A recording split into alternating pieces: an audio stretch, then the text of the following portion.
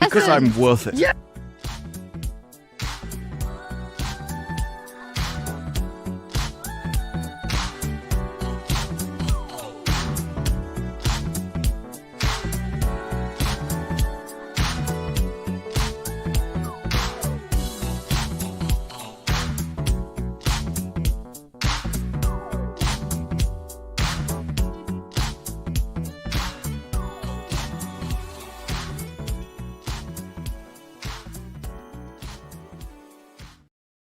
Hello. What's up, everybody? So we are one sauceless today. We're down one saucer. We are less sauced.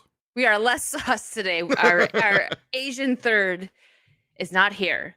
But it's okay. We've got this. We're going to miss her. She'll be back next week. Yeah. She was driving home and, well. Well.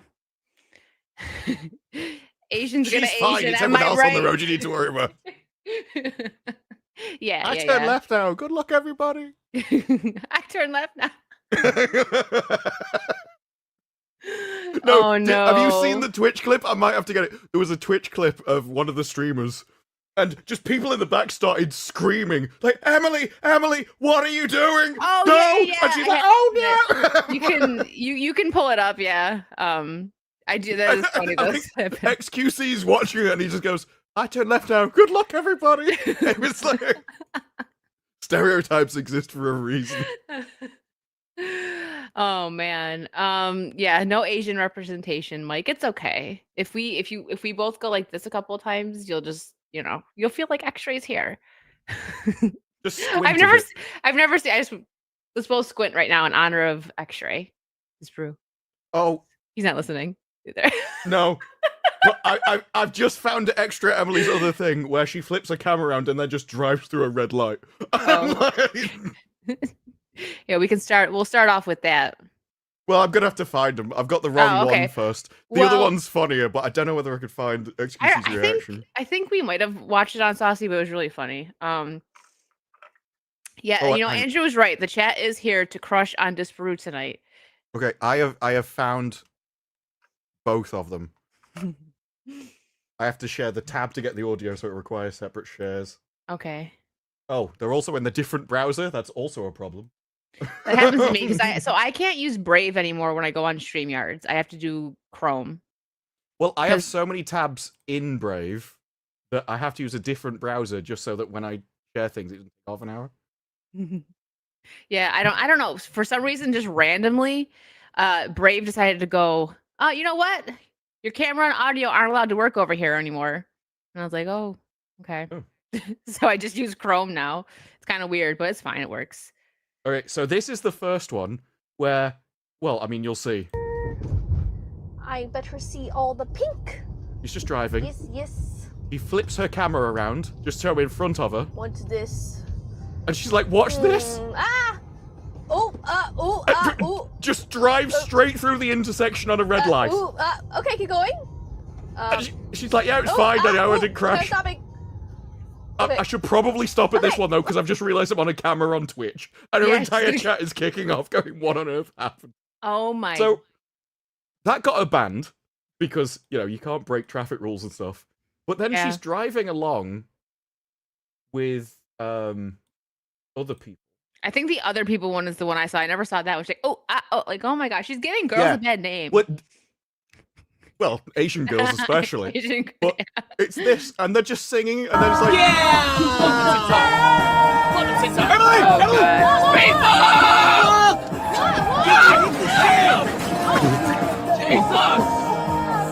Okay. She's like, are you okay? No, unfortunately, this isn't the XQC one. But I turn left now. And he's just kind of amazed at what he's just seen. Like, if you're driving and suddenly you hear from the back seat, you just hear screams of terror. Emily! What? No, You don't want to hire someone shouting "people" and like as loud as they can. Oh my goodness. I mm-mm. Yeah, same. Oh, that was it. The quote from the first video was, "The stoplights are really long here. I usually just go past them." which is, you can't argue with the logic. She does get home faster. I mean, yeah.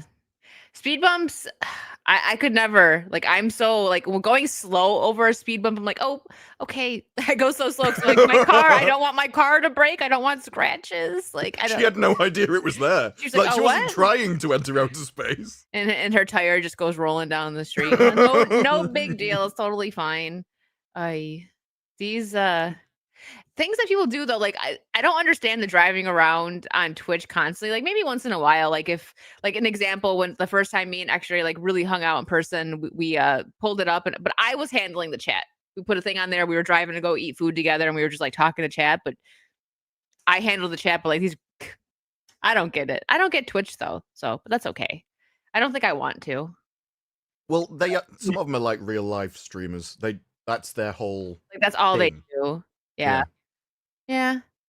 Makes sense. So real quick here. We decided, I've done a couple streams, talking about every crazy thing that has been happening this month, like with Irina and in the bus. Just heartbreaking to see the poor girl just die alone. I couldn't imagine someone dying, like someone getting hurt in front of me, like even just like hit, like where they get knocked down or something. But like you've seen the video, obviously, right? The pool of blood and everything. Insanity that not one person even got up. It was heartbreaking. I feel awful for that poor girl dying alone and scared. And then of course everything with Charlie Kirk, like this week has shaken me up heavily. I know people that aren't even American are just like it's just the shockingness of the video and the fact that this guy wasn't even a politician and they took him out. Like the world is going crazy right now. And as an American, I'm pretty scared. And I know all of us have been just kind of talking about it on streams and paying our respects and everything. So we're obviously right now we're just gonna pay our respects and then we're gonna move forward with pop culture talk because I feel like all of us could use a bit of a break. Not saying my voice isn't going to be silenced or anything. Like I'm still going forward with everything, getting louder because I'm angry. But we're gonna keep this pop culture. But before we do that, I do want to share one thing because I know even Disparu likes Nine Line, and they released. Yeah, they released. I ordered mine a new Charlie shirt, Matthew 5:10, and it's limited. All of the proceeds are going to Turning Point and to continue Charlie's cause. So I pinned it in the comments, and actually, totally forgot to pin this in the comment. But as we go along, my mods will probably let you guys know this if you ask about it. If you use code drunk3po20, you get a discount. Like it's basically free shipping. So, yeah, this shirt slaps. It's they went hard with this one. I really like it. And yeah, Nine Line do really good. It's the quality of the printing absolutely that gets me. I mean, I got 9 Line on right now. The hat. There are some merchandise people where they do like one layer of ink and it starts flaking off and stuff.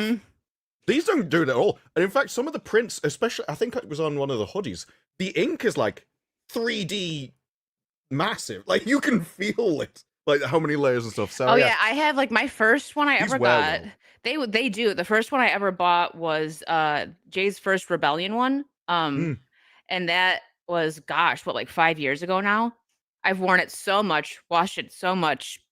Looks exactly the flags the way and everything is still like pristine on it with the looks exactly the same as it did when I first bought it. So yeah, I ordered mine, and I think if you're just being a supporter of Charlie, I would say get this because this design, I think it goes hard. They did a wonderful design here. I'm waiting to see if Turning Point releases a Freedom shirt. Like I'm thinking that maybe they don't have it out because kind of too soon because he was assassinated in it. So, but I would really love to. If anybody knows, and it has to be the real shirt though. I'm waiting. I want Turning Point to put it out because there's a lot of people that are. I'll have to look into that because I've been checking. I checked earlier today. They have one now. Oh, thank you, Dumb Bear. Because there's people that are trying to make money off of this and releasing it. That's why there's so much crap and just lies and made up stuff and like AI stuff generated on places like Twitter. Because since things got monetized, it's just about impressions now. And so if you're the first to break something or you make something up and break it, you are the source for stuff. And that will happen with everything, unfortunately, at this point. It's one of the reasons why, especially with live events that happen, you kind of can't trust anything. You have to really filter out stuff and bear in mind places that can't really be trusted. Yeah, exactly. I mean, there's people that were like against him that are like now using his quotes and all that, putting out merch just to make it's money, all and it's spin. disgusting. Yeah. That is one thing I want to share whenever you're done with this. Oh, okay. Yeah, I will in 1 second. If somebody could put the links, I'm on the Turning Point USA merch site and I don't see it. So if Hokies or one of my mods could please put it in the chat for me, and we'll have it there for you guys too. I would like to see that, please. Oh, they must have sold out. Okay. All right. What conditioner just for using his hair?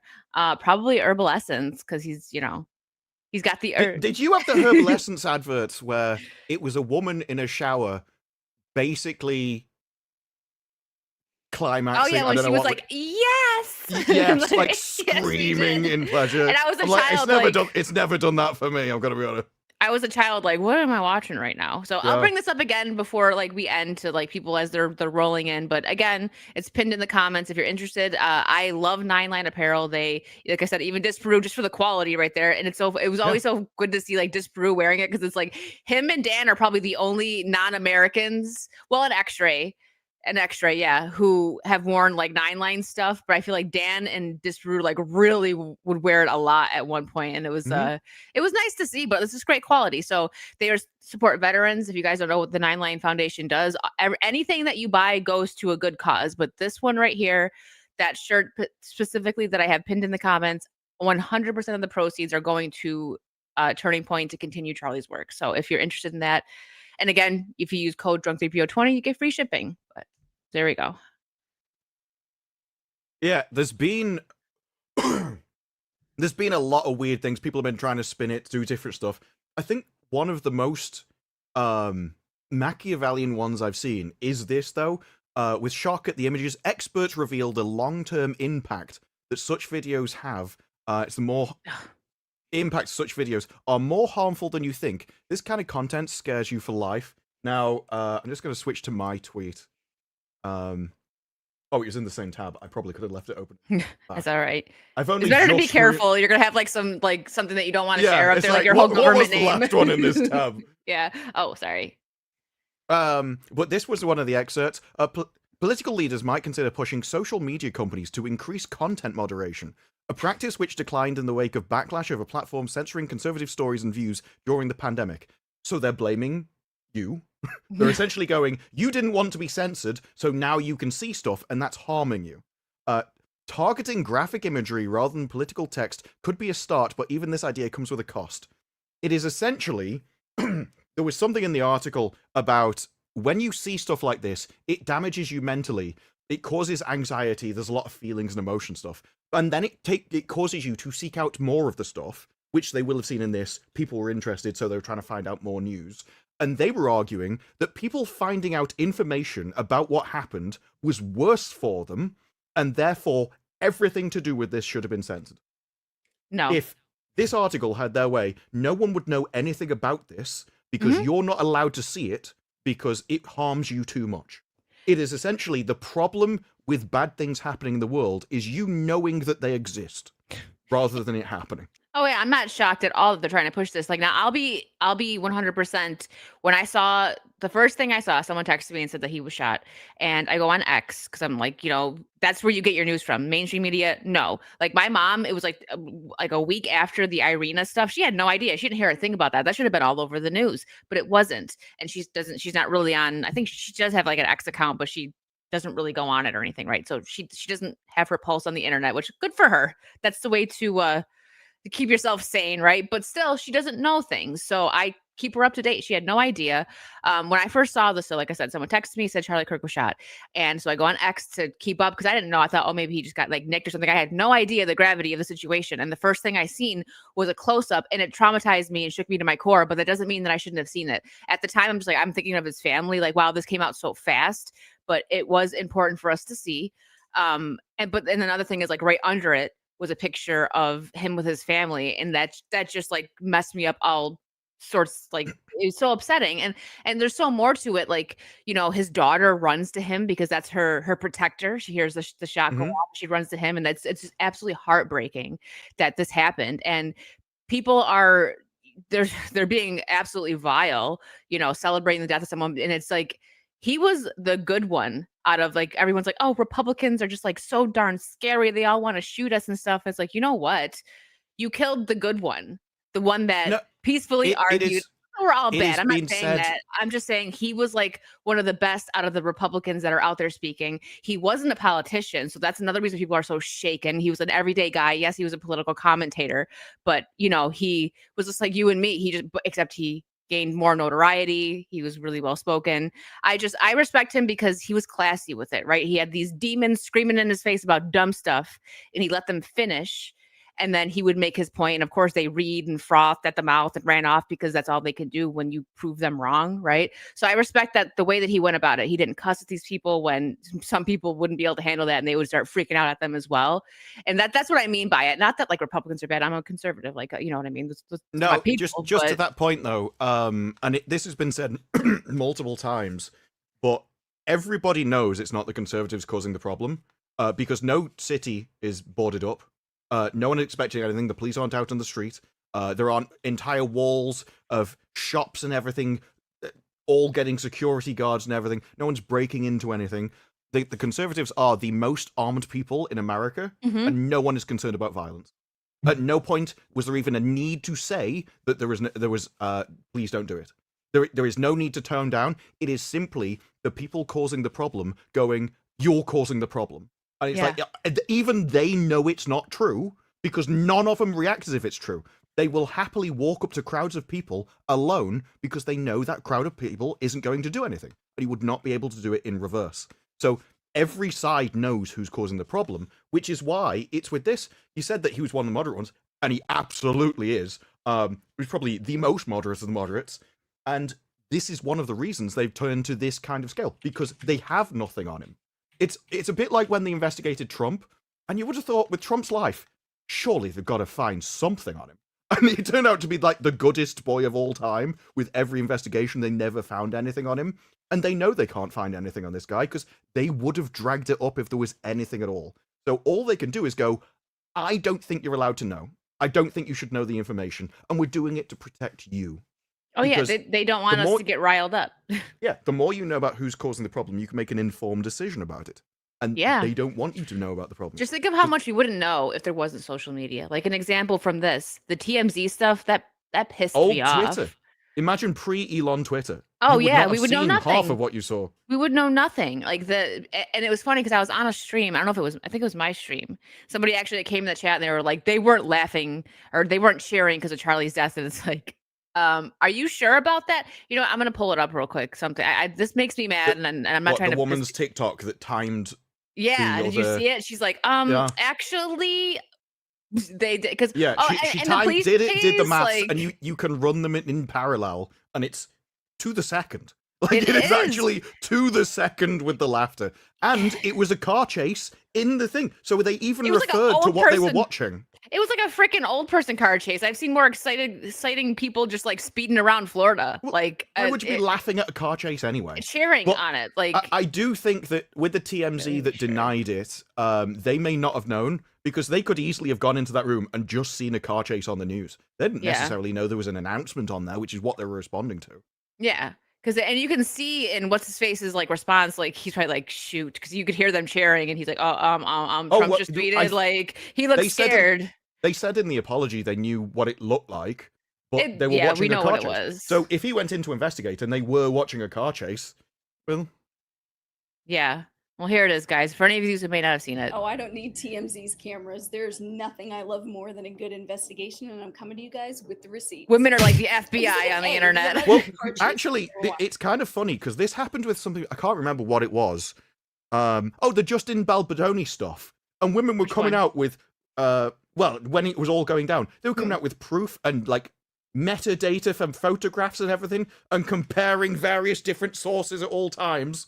And it was all women because it was social, it was personal, and there was kind of drama involved. And they all just kind of They 4chan'd it essentially, where they like crowdsourced all the information.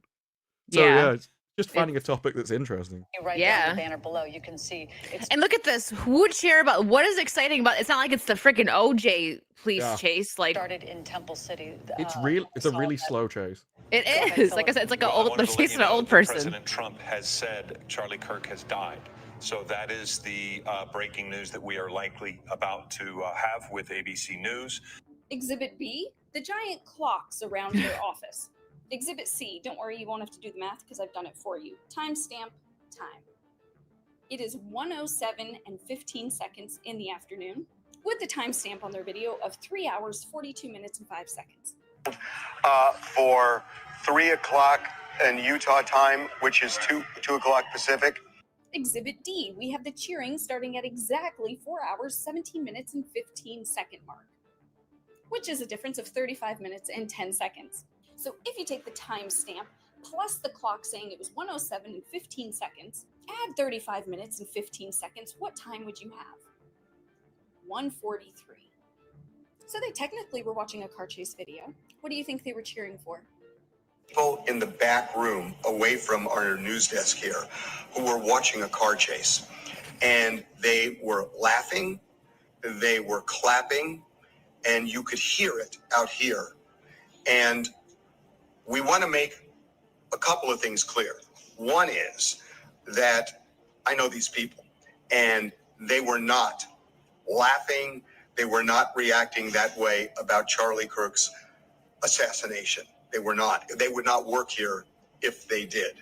Sure, Jan. There was another guy that worked there previously who said, "I also know those people," and they absolutely would. And they absolutely did. Yeah. I would probably trust the guy who's not at the company, so doesn't need to save face, than the guy who still has a job there. Personally, that would be my preference. Yeah, like I mean, all of these, I'm surprised by it, and I know normally we're all about not cancellation, but enough is enough. Like we've on our side handled this, dealt with this, seen people that we care about lose their jobs over bull crap, and then these people are cheering for someone who died that just said words that hurt them, and he didn't even say them in a mean way. He just came through with logic and reasoning, and because they disagreed with him, he deserves to die. Like that is a sick mindset, and we can't really get through to those people, right? So there's nothing that we can really say to turn them over to this correct way of thinking because they just don't think right. Well, but they're that's doing another it because they know that their friends will celebrate it and they get social points and they get cheered on. They're a hive mindset. That's it. Yeah, they want the attention, they want the adoration. And there was a website that was set up that was cataloging all the people that were doing it.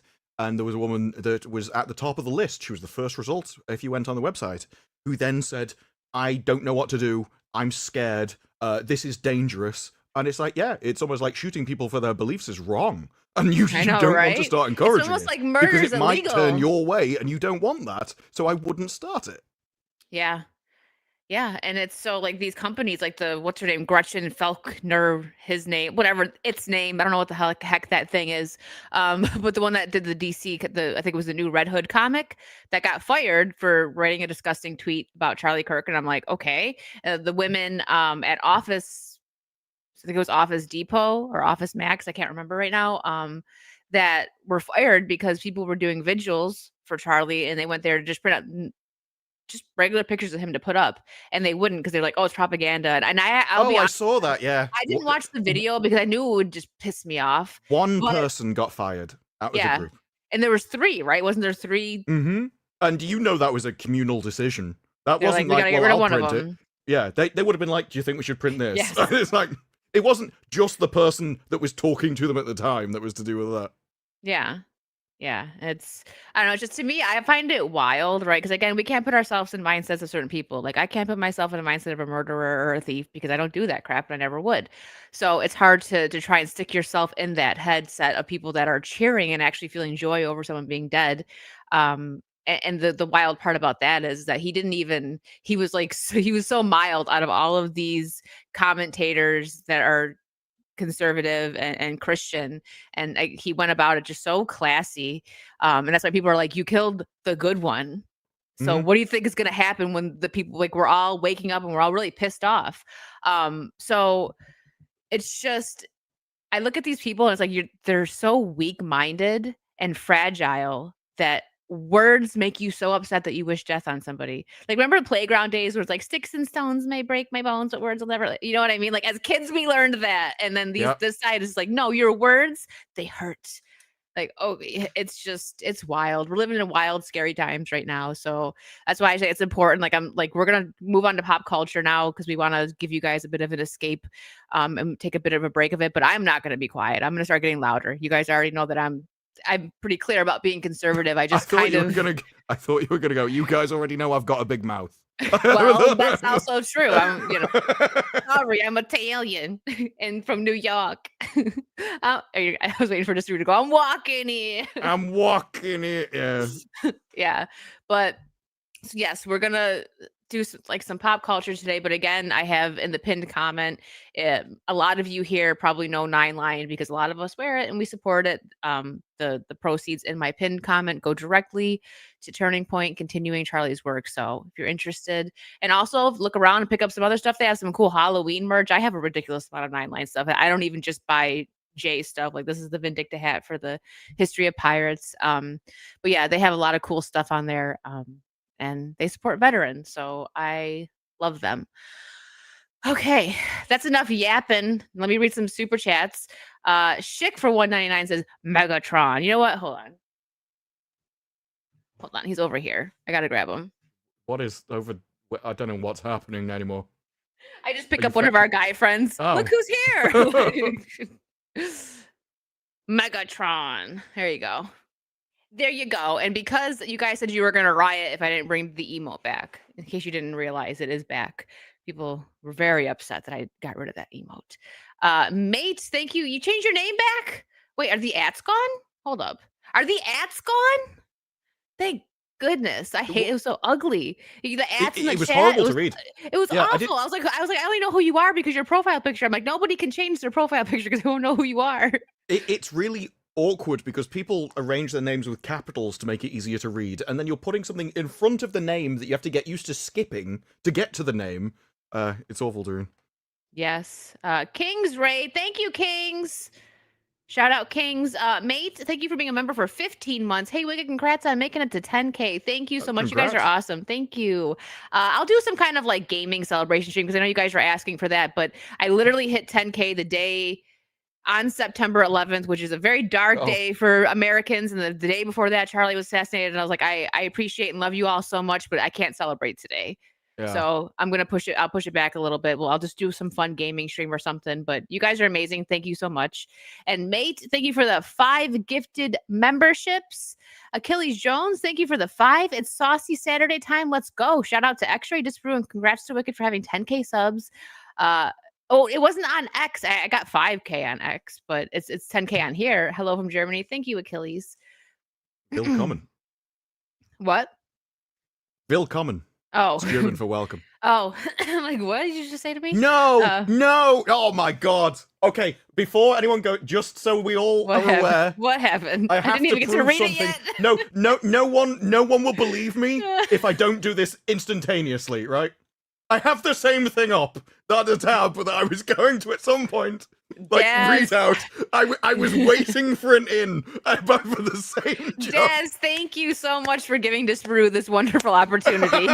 We will go over that. As you can tell, I like the joke because I already had it prepared. He was ready. Thank you for the Australian 5. The CEO of IKEA has just been made Prime Minister of Sweden. By the end of the week, he should have his cabinet assembled. I was hoping to like reference Nepal or something and go from there. I was just going to work a way to get into the conversation. I don't think I've ever seen Disparu so excited over a super chat. No, it wasn't that. It was like, if I don't people won't believe me unless I immediately show where the tab. Like, you searched it, you didn't have that queued up. Gary Thomas, thank you for the 5. Between Philly Karen, Irina on the bus, Nepal forming a new government on Discord, and what happened to Charlie Kirk, it's been a hell of a week. Yeah, not to mention, and this is something that, like, I know we said we're going to switch over, but, you know, people that are saying, like, you know, I saw the stupid post. My mom actually sent it to me on Facebook, and it was one of my, like, I'm still friendly with this person, but this post pissed me off. And I was like, I'm about ready to reactivate my Facebook just to start some trouble. But I'm like, I won't. Facebook is stupid. But people are sharing this post that's like, this is Everyone keeps Charlie saying Kirk. Facebook. Whenever anyone's like, "Oh my god, these people are saying," it's always Facebook. It's always Facebook Really because weird. it's a cesspool. It's probably it's just as bad as Reddit. But so there's this post going around where people are like, Charlie Kirk being shot is the first time Republicans are mad about a school shooting. And I'm like, F off with that. Mhm. Okay. The reason why we're so loud about Charlie Kirk being shot is because you idiots, you insane people are celebrating the death of him. And that is awful. And that's why we're angry about it. Of course, we're angry that kids are getting shot. These kids got shot while they were praying. That's awful. It's disgusting what happened to Irina. Like, and people aren't being loud about that either. It's like, why don't you care? Because it was just like one woman. Like, that poor girl died. She goes into shock and then just dies alone. And I know there was a couple people that end up going up to her, but that was like 3 minutes after she was dead. That was scarring, seeing that pool of blood flow down. It was like a horror movie. And I'm like, that it's just awful, everything that's happening right now. But Gary, thank you for the 5. Dakota, Did you know about Nepal? Because Nepal was what was the Nepal one? Nepal was essentially a Zuma revolution. What happened in Nepal? Hold on, They let me go overthrew back. their I government. didn't mean to yell at you. I'm like, tell me what happened. No, the Zumas overthrew their government. They That was burnt down Nepal? their houses. Yeah. Okay, I heard about that because aren't were they like- calling for like other countries? I don't want to say and get you in With- trouble, but aren't they with the calling for weird- other countries to do that too? The weird thing is, Nepal did it, and the military were just like, "Yeah, okay." Like, a load of okay. Zumas just took over the country, and the military, we'll go to these Zumas. That's why it is on Discord, because it's essentially that generation is where they organize and talk, and so they used what they knew. That's all it was. I don't know whether it is the first time that Zumas have taken over anything, but yeah, Probably. all the commie signs and everything. Yeah. Okay, because I heard something about that, but I didn't know it was Nepal. I think I got it confused. There's so much there freaking was a stuff happening. guy- I thought it was like I think he might be British, but there was a guy who was on holiday over there who started basically documenting what was going on. He was in the crowds, he was videoing everything, going on like a journalist on the ground kind of thing. And over in Nepal, they love him. He became like a little celebrity in there. You see people, rather than him being in danger in the crowds, people are like cheering him on because they've probably seen the videos we're making of the thing. So it's really weird to see like a more modern version of an old thing. It's like these are younger people, and so they use the platforms and what they're used to more often. Yeah, and it was all done over the fact I think they were going to take social media off them, and they just rebelled. they were like, you ain't taking our TikTok, no Yeah. way. It was either close the internet down or take them off social media, and he was like, "No, you first." We can't have that. Yeah. Well, you were just recently there, weren't you, Ian? You're traveling all over, so it's hard. It's hard to keep up. You're like Indiana Jones, just going everywhere. I don't know. That was the first thing that came to my mind. Maybe not Indiana Jones. He's Indiana Jones. raiding ancient tombs. He is. He raids the ancient tombs of Scotland. He's doing it with his My Hat. So He based. finds out there's a bottle of whiskey that's 1,000 years old, and he's got to try he it. must find it. It's like Yeah. the fountain of youth. Dakota, thank you For years, he's been balancing weights and measures of whiskey bottles. And so, while it's on like a weight measuring platform, he can pour in just enough water to balance out the weight as he's drinking it out the side. Dakota, thank you for the 1999. Has anyone seen Outcast? I love that movie and would like to hear your opinion. Also, Disparu, I've gotten into K-dramas and C-dramas. Do you have any recommendation? I loved My Name, and My I like Name's some good. of Zhao Lucy's shows. Okay, She's so My funny. Name's good. All of Us Are Dead is great. I'd have to go through my Netflix thing. All of Us Is Dead. Alice in Borderland is amazing. They did Mercy for No One is like a Korean John Wick. He just goes around punching people in the face. I still need to watch My Name. I'm gonna keep that up. There was another zombie thing that I can't. It might be My Home or something. I'd have to go through my Netflix watch history. Yeah, well, you can do that. All of Us Are Dead. Oh, I watched. That's the school one, right? All That of Us Are one was Dead is pretty good. awesome. I was like, why is this so good? Train to Busan. Oh man, Thrud. That is a great one. Fantastic. I haven't seen the second one. I heard that it's nowhere near as good as the first one, but Train to Busan made me just sob. But don't let that deteriorate you from And seeing Alice that. It's a of good Borderland- story. Alice in Borderland season 3 is in 11 days, I think. Okay, I gotta It's hurry up and really finish the close. second one. I was like halfway through it. It's not that I got like out of it. I was still into it, but I think something else came out and I just started binging that and just got kind of pulled away from it. But I do want to finish it so that we can all talk about it on Saucy, season 3. I don't even know where to find my watch history. I don't know. You have to go. Oh, yeah. It's I will Google it and find I out. think it's like continue watching, but if you finished it, I don't know if it stays on there. Maybe. There's a watch thing. Sometimes I find it easily, and sometimes I really don't. Oh my gosh, yeah, A Energy, little girl at the end. Ugh, such a good movie, Train to Busan. While he does that, I'll get a couple more Oh. super chats. I You found it? Well, I Googled it, and it's just Netflix viewing activity, so that's easy. Oh, okay. Oh yeah, obviously Squid Game is good. Mercy for None is the thing. Yeah, I need to watch that, Dakota, the ballerina. The Devil's K-drama one. Plan season 1. It's a reality show, but it is amazing. The Eternaut is good, although it's not Korean. He might not have a list though. I feel like this room maybe somebody who doesn't have a list and just like watches it and then continues watching. The Trauma Code. The Trauma Code is something that someone recommended on this stream. That's great. Apparently, I watched all of 0 Day. I can't even remember what that is. Here, the Trauma Code Heroes on Call. I feel like that one guy is in a lot of K-dramas. Can't even remember what 0 Code is, but I watched all of it. So must have liked it. Oh, just in general, Money Heist. Money Heist is amazing. That's Spanish, but it's.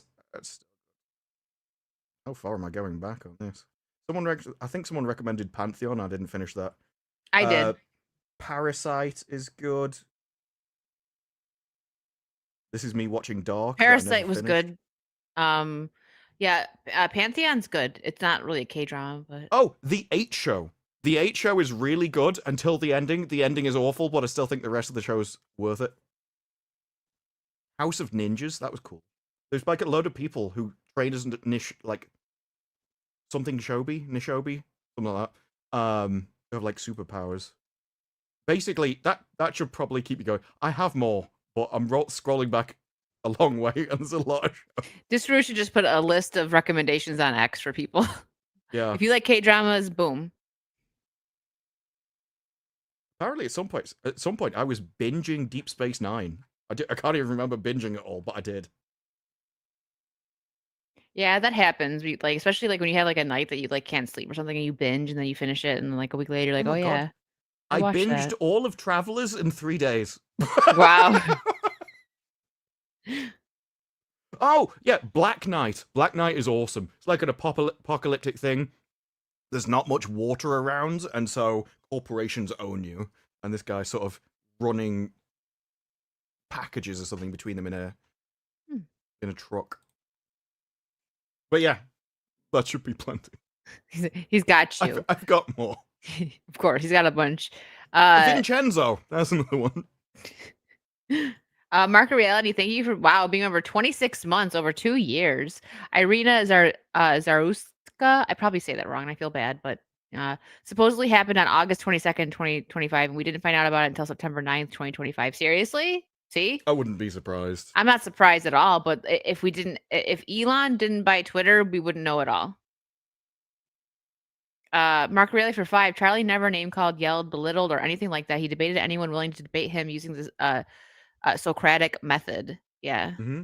Yeah, that's what I mean. Like so obviously I watched him. You couldn't really escape watching him. My thing was I didn't really love watching a lot of political stuff, so I didn't actively watch all the time, but I thought he was based and I loved anything that I seen of him. I was like, wow, that was awesome. But I've never seen anything of him just being like mean, and people are going around calling him evil. And when you ask them to explain why, they can never explain. They just start yelling, or they just, like, if it's a stream, they leave. They don't say anything because they can't give you an example as to why. It's because he hurt their feelings because he didn't think the way that they did, and that is such a weak-minded way to think. That their entire morality is based around social consensus. So if you go against what everyone they know thinks, you are by definition evil, because that's as simple as it. If all their friends change their opinion, they would as well, and they would also then go along with whatever it is. Which is why I think there is a benefit to having some kind of cultural force imposed, because a lot of people just go along with whatever that is, and you want it to be good and not bad, basically. But that is... Everyone kind of knew about him, whether you watched him or not. Mm-hmm. But I think it affected so many people, because it's like, him? You chose him? Yeah. Like, if you go for him, you would go for anybody. And also the response of the other people, where it's like, well, I don't think he should have done, but he was, and they start making excuses and reasons, and it is essentially all just the message of, yeah, but you shouldn't have pissed me off, though, should you? You shouldn't have pissed me. All of it is an implicit threat when you start doing things like that. So when they say hateful or ists and phobe and everything else, they are telling you, I would do it to you too, and I would cheer when you did it. Like, all those names are essentially threats of violence, and they've shown that this week. Absolutely. Yeah, I just, because the way, like I said, you can't put yourself in their mindsets. I don't like Kamala Harris. I don't want her to die. That's just an example. I can't say that I go so much as to like actually feeling hate, because I try not to feel hate in my heart, because that's more bad for you than no one's losing sleep over you hating them, right? So it's like you can dislike people, think they're awful people, but I wouldn't wish death on my worst enemy. So like people, so you didn't even know this guy, and he was so mild, and it's just like you said, boils down to, you don't think the way I do, so you deserve that. Like, he deserved to get, like, what about his children that seen it? Like that, I'm glad that I didn't actually see that in the video. Someone told me about it, about his little girl running up to him because she got scared. That's just, that would have, I mean, I was sent already. Like, it traumatized me. And, at the time, I'm like, they put this out really soon. And I was just thinking that it was a little too soon to put that out before they even announced his death. And I was just thinking of his family. Not that we shouldn't have seen it. It needed to be seen. We needed that shock factor.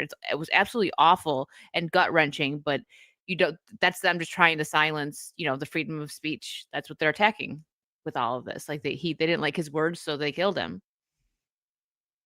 It's awful. We're gonna get a couple more super chats and then we'll move forward. I'm gonna accidentally open up these K-dramas. They have links, like tabs open. We're just gonna randomly hear like foreign voices. Like, wait. Yeah. Oh, sorry, wrong tab. I'm turning into Disparu with 1,000 tabs open. Saw, thank you for the 5. Hi, beautiful, wicked, and Disparu. I saw that video in the bus one and the Texas motel manager, the illegal that beheaded him, all on Twitter. I did not see that one. No, I've not heard of a Texas one. Yeah, I don't normally, when I see videos and someone's like that, I don't like that Twitter auto plays them. I think it should be like something that you click to watch when it's like that kind of thing, but I wouldn't have it censored either. Yeah. Normally though, I have had enough of that kind of thing. I watched the Charlie one. Yeah, like I said, like I had just gotten the text, so I go on Twitter just to keep updates. I had no idea the gravity of it, and it was the zoomed in one too, not even the far away one. It was the zoomed in one, and I was like, I saw both. Yeah, I saw both now as well, but I was like, I didn't even know. I felt like, just, I don't even know how to explain how I felt. It was shocking, one of the most shocking things I've ever seen in my life. Yeah. Carlos Lima for 5. Hey, Wicked and Disbrew. Hope you both had a great week. Stay safe. Thank you, Carlos.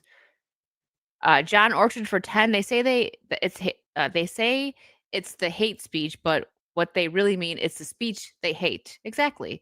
And that's just like, I'm gonna constantly say this, but it's such a weak-minded way of thinking, that just because you disagree with somebody on something, that you think that they deserve death. That's just, there's a mute button, there's a block button. You don't have to talk to people, you don't have to watch something. If you don't like what they have to say, go away. But they thrive off the victimhood and the hate. So they hate watch and hate follow people just so they think they're doing something when they leave a stupid comment, like the trolls and all that. It's just like, really just like, and the touch grass thing is overused, but seriously, just get off of Twitter and go do something with your life instead of just sitting there hate watching everything. It's insane. Well, insanity. I'm against the classification of hate speech in the first place, because essentially you're just going, I don't like that, but that's just having standards. I think you should be allowed to not like and not associate with anything and anyone that you want. It seems reasonable. You should not force people to associate with people that they don't want to be around. Yeah, exactly. So just don't talk to them. Just don't watch them. Like, it's actually very simple. If you hate what they say, then don't listen. No, Gambler. but the hate speech is essentially going, no, you have to like me.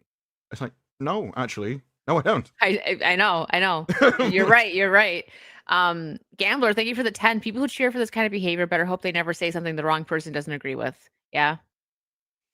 It's true. People are waking up, and that's why I'm saying this culture war, it's just getting started, and they made a martyr out of Charlie. This is like Martin Luther King level. People are angry. Market Reality, thank you for the 5. Not one Wendy's burned down this week. J6 and Charlotte were both smoke and mirrors BS. All the violence is on the left. Yeah. You are right. You can tell by how people behave. If someone is willing to walk up alone to a crowd, they know they're safe. It wouldn't be there otherwise. What's up, Mo? And yeah, I agree. Hate speech is a nebulous term and wholly un-American. Yes. Well, I think because over here they can just ban stuff and make it illegal. Over there, because you've got the Constitution, they do it by the back doors. So they get companies to do it, or they come up with other reasons why. No, I think we need to do it this way, or we need to protect this people. So it's a bit more subversive over there, but it's all the same intentions. Yeah. Darth Gavel, thank you for the 5. After seeing multiple news sources, the official DNC narrative is sit down and shut up. If you make us talk about it, then Republican violence is to blame. Yeah. It's pretty wild. A lot of people are being silent, and then some people, not the ones that are cheering, but you can tell that it's not sincere. They're just trying to make it, you know what I mean? Like they're not trying to look bad but they most likely agree with the insane people that are celebrating, but they're like, I can't do that because I could get fired or this or that. It'll make me look like a bad person because, it's almost like someone getting murdered is a bad thing. A lot of the comments boil down to, well, I don't think it should have happened, but he shouldn't have made them angry.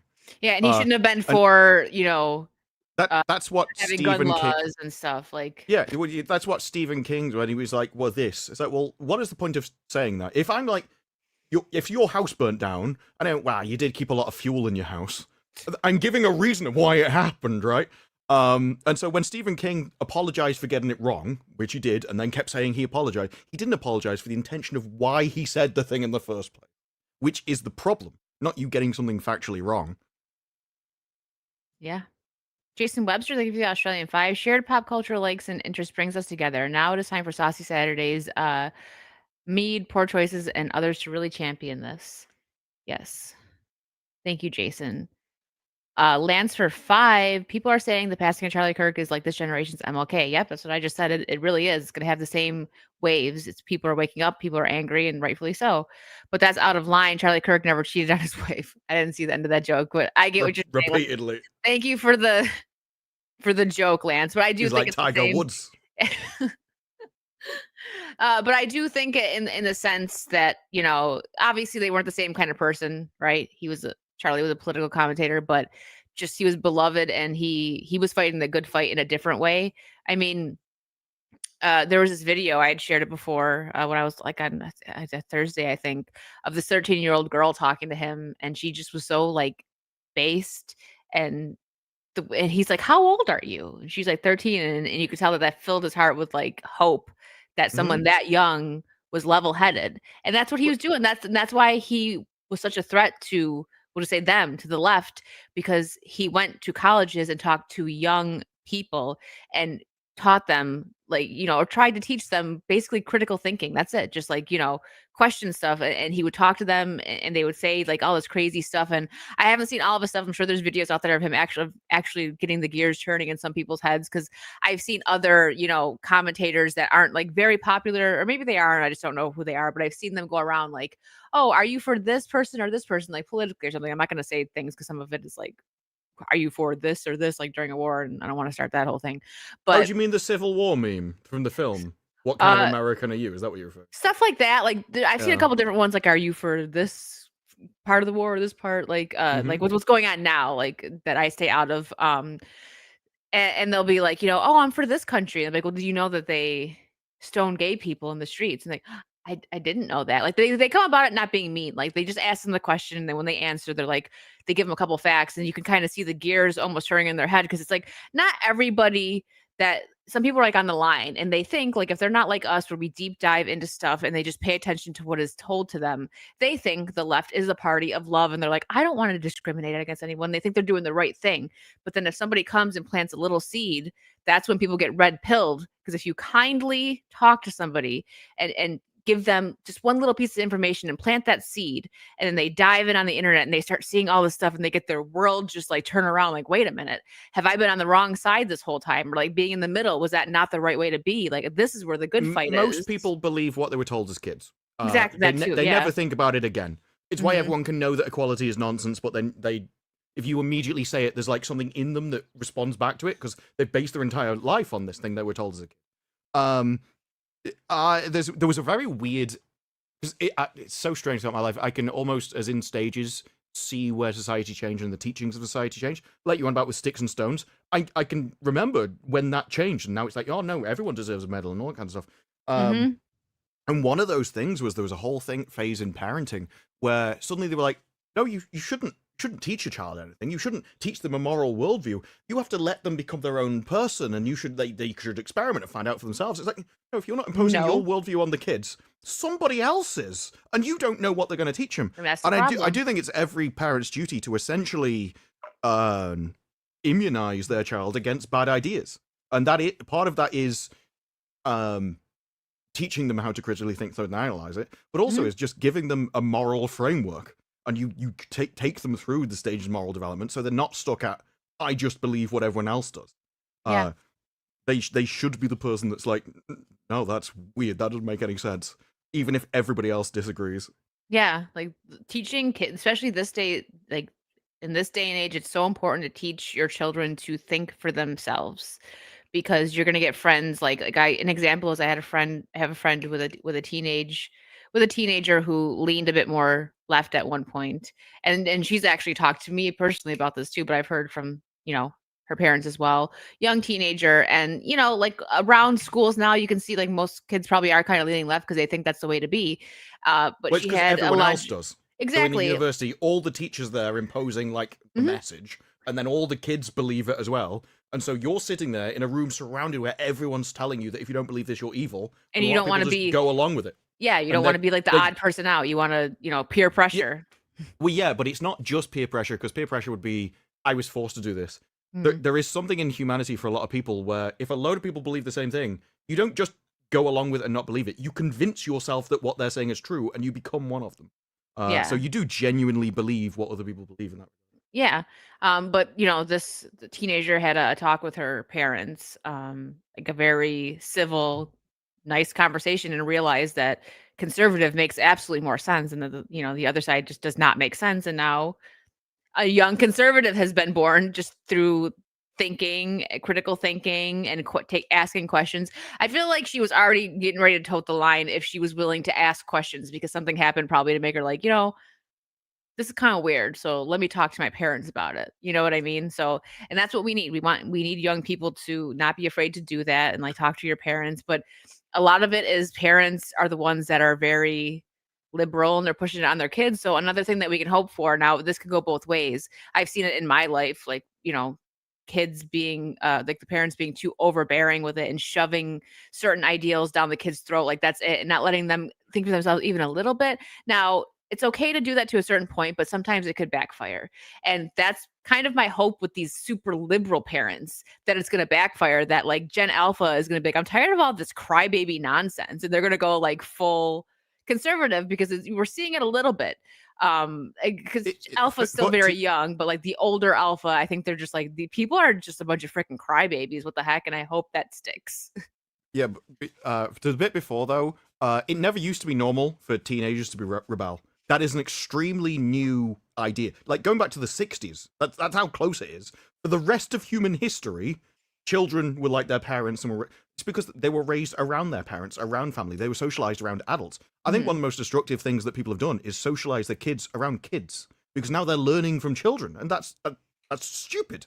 Why would you want kids to learn manners from children? Like, are you crazy? That's and I a fair also think point. it's part of we now infantilize people. Like you will see people to go 23-year-olds. Oh, she's just a kid. She doesn't know what she's doing, and so they don't go through the stages of development they're supposed to because no one expects them to. And so they get into 24, 25, 26, and they're still acting and thinking like 12-year-olds. Yeah. Because that's how they've always been treated, and they've never actually experienced things that required them to go, I actually need to evolve at this stage. I can agree with that. I think that's why it's all the modern stuff has caused essentially the rebellion stage, because they're so stunted in development, they're just going with everyone else around them who are all children. Hi, Mike.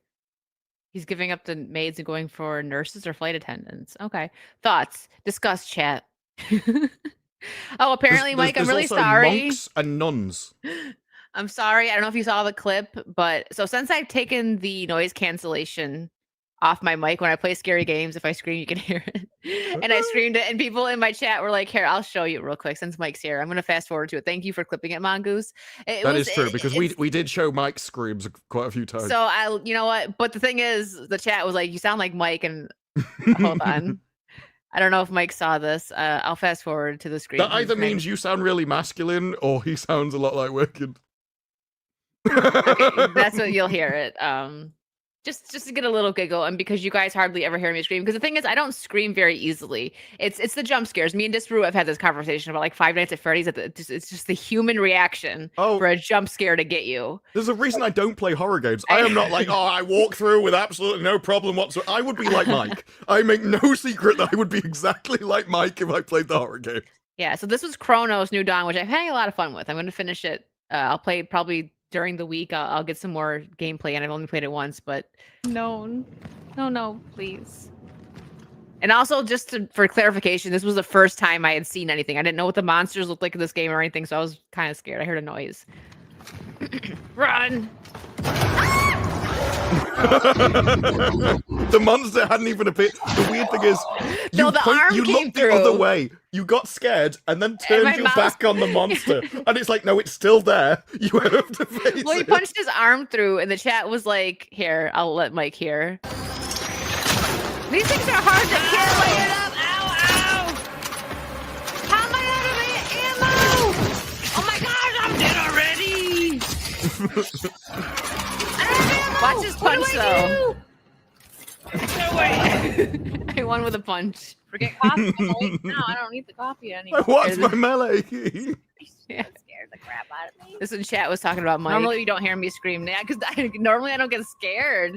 It's the unknown and then like jump scares that get me. Sound a little like meek there for a second. You scream like a girl.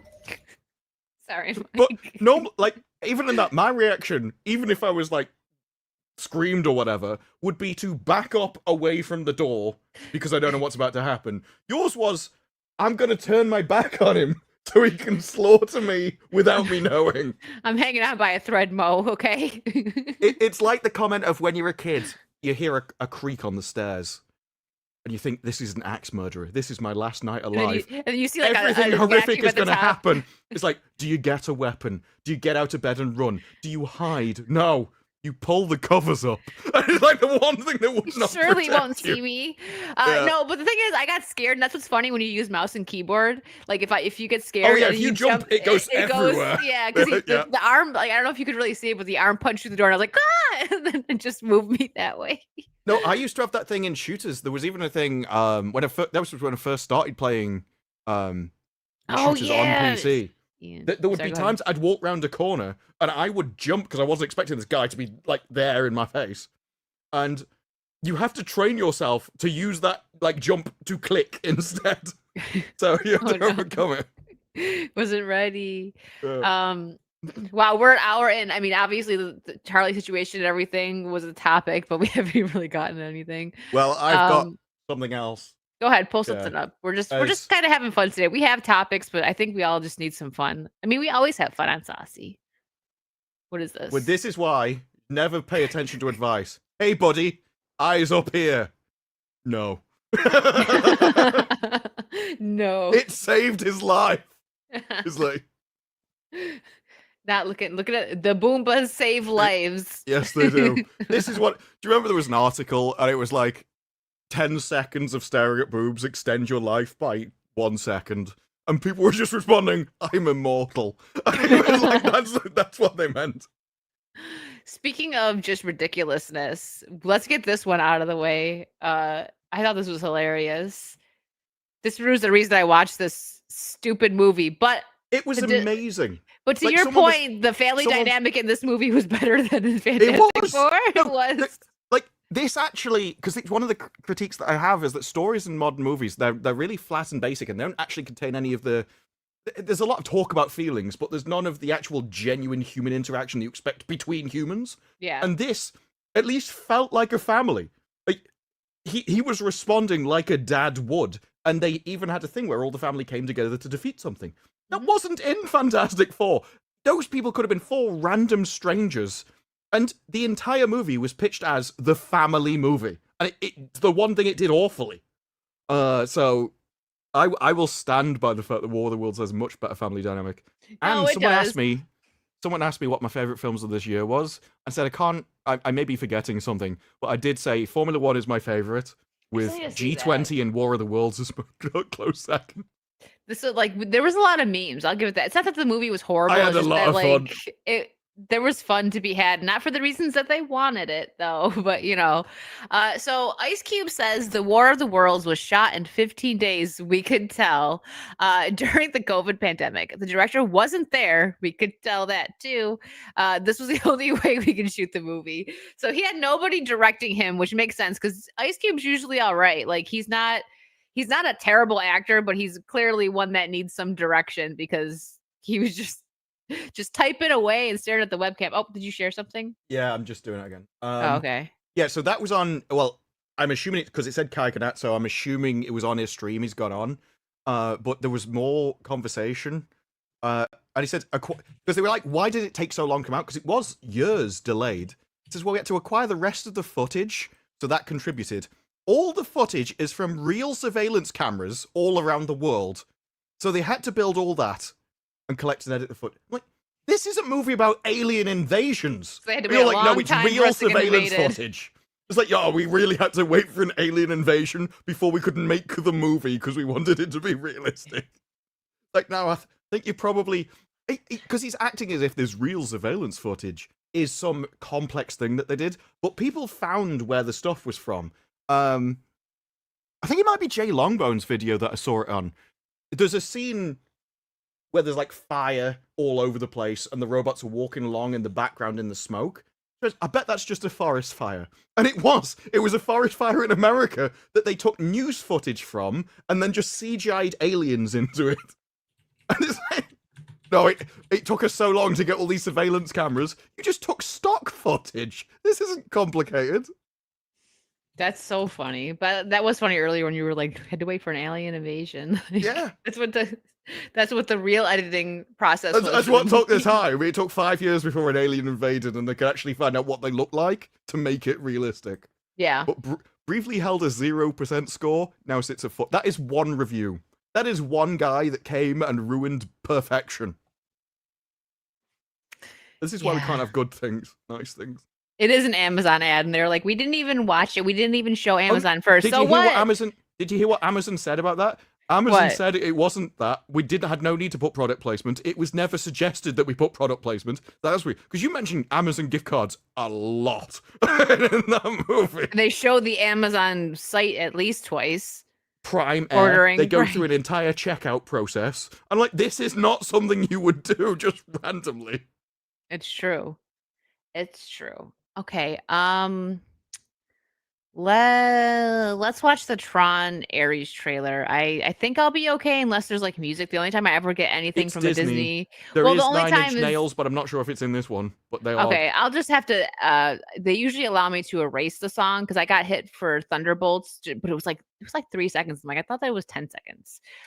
Did they put the Entertainment Weekly thing there? Because that's the interesting one. Oh, it's the one that you put in. Is it the one that you put in the group chat? That's the one I pulled Yeah, but up. there's an Entertainment Weekly article, which is... For Tron? Yeah. I can find it. Okay, well, I'll pull up the trailer and then we'll do the article. Oh, I did after. put it in there. Yeah, I put it You did? underneath. Yeah, it's above the trailer, but I can pull it up. Okay. Should we do that first or trailer first? Okay, yeah, so if anyone is interested in this... Look, I was really interested in Tron because I thought it looked cool, and it still looks I did have cool. that up. And the trailers still look cool. But now we find out what the story is. And there is another one, but it's just one paragraph that I'll say at the time. So that's all nonsense at the start. But we find out that Eve, which is her. Oh, so essentially from the trailers, you find out this Jared Leto comes from the grid.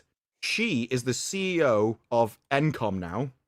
And she became the CEO because at the end of Legacy, where Flynn's son took over the company, in the 14 years since then, he ran the company into the ground.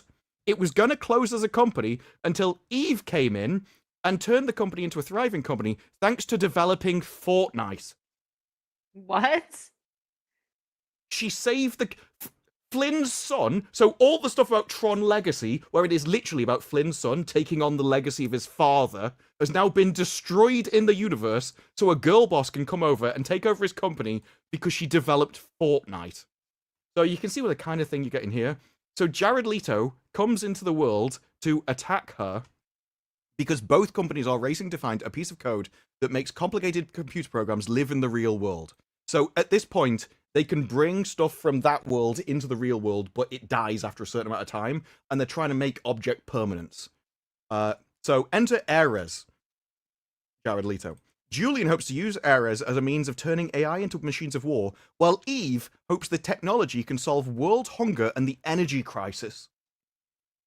So we're in sort of Terminator 2 territory. Jared Leto has been sent from the future back to the To past solve world to take hunger. out the woman who wants to stop global warming because she invented Fortnite.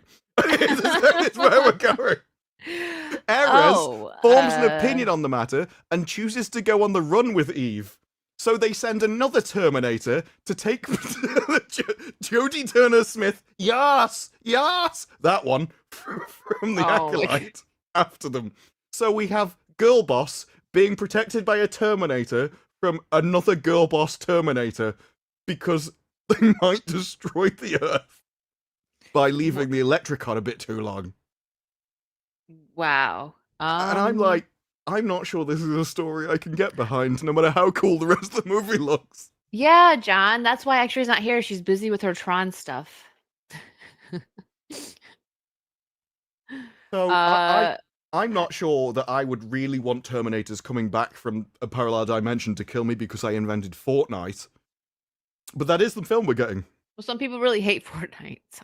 Well, I'm honestly, throughout all, because I expect Portland politics in movies, the bit that really gets me is the fact that they crapped on the ending of the second movie.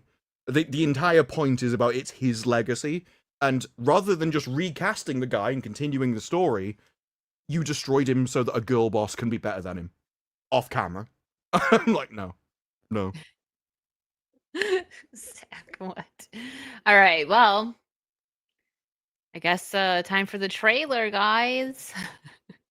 Even though we just kind of got it summed up, but we'll check it out. It's cool. Maybe it looks cool. Well, this is all about Flynn from inside, so it's his worldview. Oh, okay.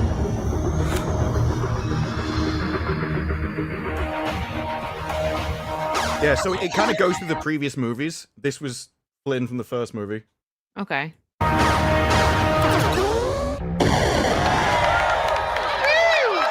Flynn, how'd you do it? It's all in the rest.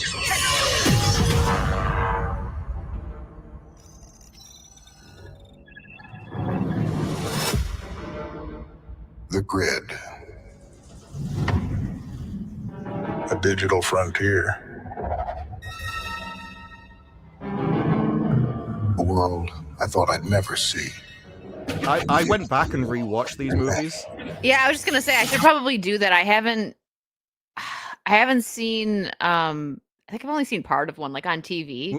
So I should go watch both of them. They're good. The graphics of the first movie have to be seen to be believed. You saw a bit of it there, but it is kind of like, oh, this is what CGI used to be like.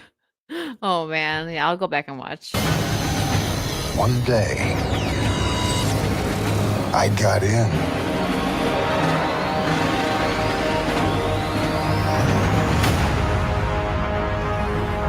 But then this was Legacy. Here are these disc battles fought in spectacular That's his son. arenas. Okay.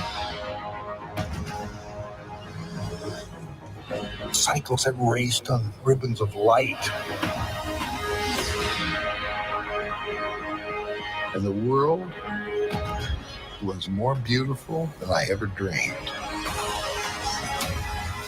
Well, more dangerous than I ever imagined.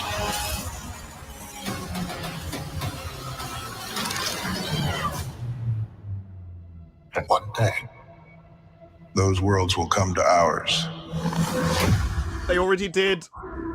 So in Legacy. much talk of AI and big tech today. Virtual worlds, what are they going to look like? When will we get there? Now, can you pause? And this right here is when it gets into the new one. This is it? Or is it? I can't take that guy seriously as a villain. He doesn't have the screen presence. It's like, Oh, I went too he just far. strikes me as like, it's the same as what's the guy that plays Spider-Man. I don't think I could take him seriously as a villain either. There's no Tom kind of Holland? imposing presence. Yeah, there's no really, like, you know, some people when they're on camera just take over the entire scene just by existing. Yeah. I don't get that with this. He just Fair strikes me as an average cog in a machine in a corporation, Yeah. which, you know, I was actually thinking the is same actually thing. his. That's actually his role in the movie, but that doesn't make a good villain. Just average guy working for a company. Oh, Mo says he's Destiny in a suit. Oh my gosh. Okay, so yeah, this is going into the new stuff. All right, yeah, I'll rewatch Yeah, this the old is now ones. the third movie. Okay. Well, folks, we're not going there. Oh, why do I always forget his name? I actually love a lot of stuff that he has been in. Oh yeah, I'm not saying he's a bad actor. I'm But I saying see I him as just like a can't villain take like him. that.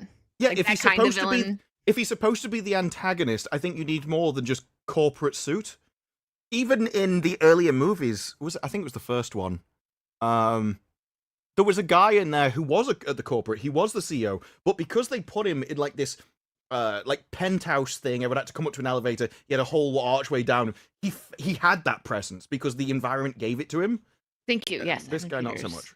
I always forget, and I don't know why, because he was in a lot of the American Horror Story shows. He was in WandaVision. Oh, he And, was well, in yeah, American Horror Story. He Forgot was about in that. all of them. Yeah. Yeah. And he was Quicksilver. Yes. Hi, Raider. I'll catch up on supers in 1 second. I saw that he finally put an emoji or something in with his super chat. Are coming here. I would like you to meet Ares. What did you make of it? Up there. Greetings, program. Our worlds are more connected than anyone knows.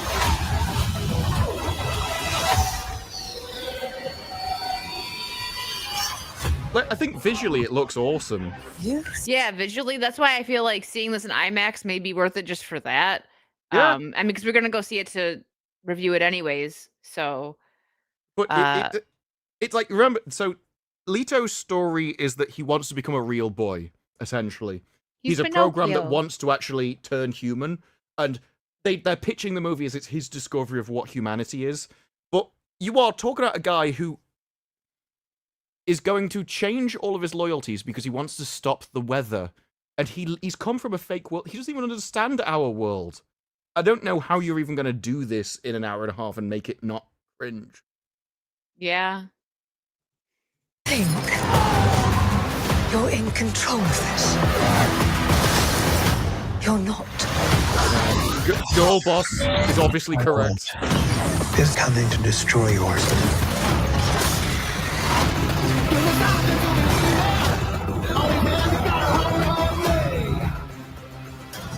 Did I just accidentally fast forward, or that just went really fast?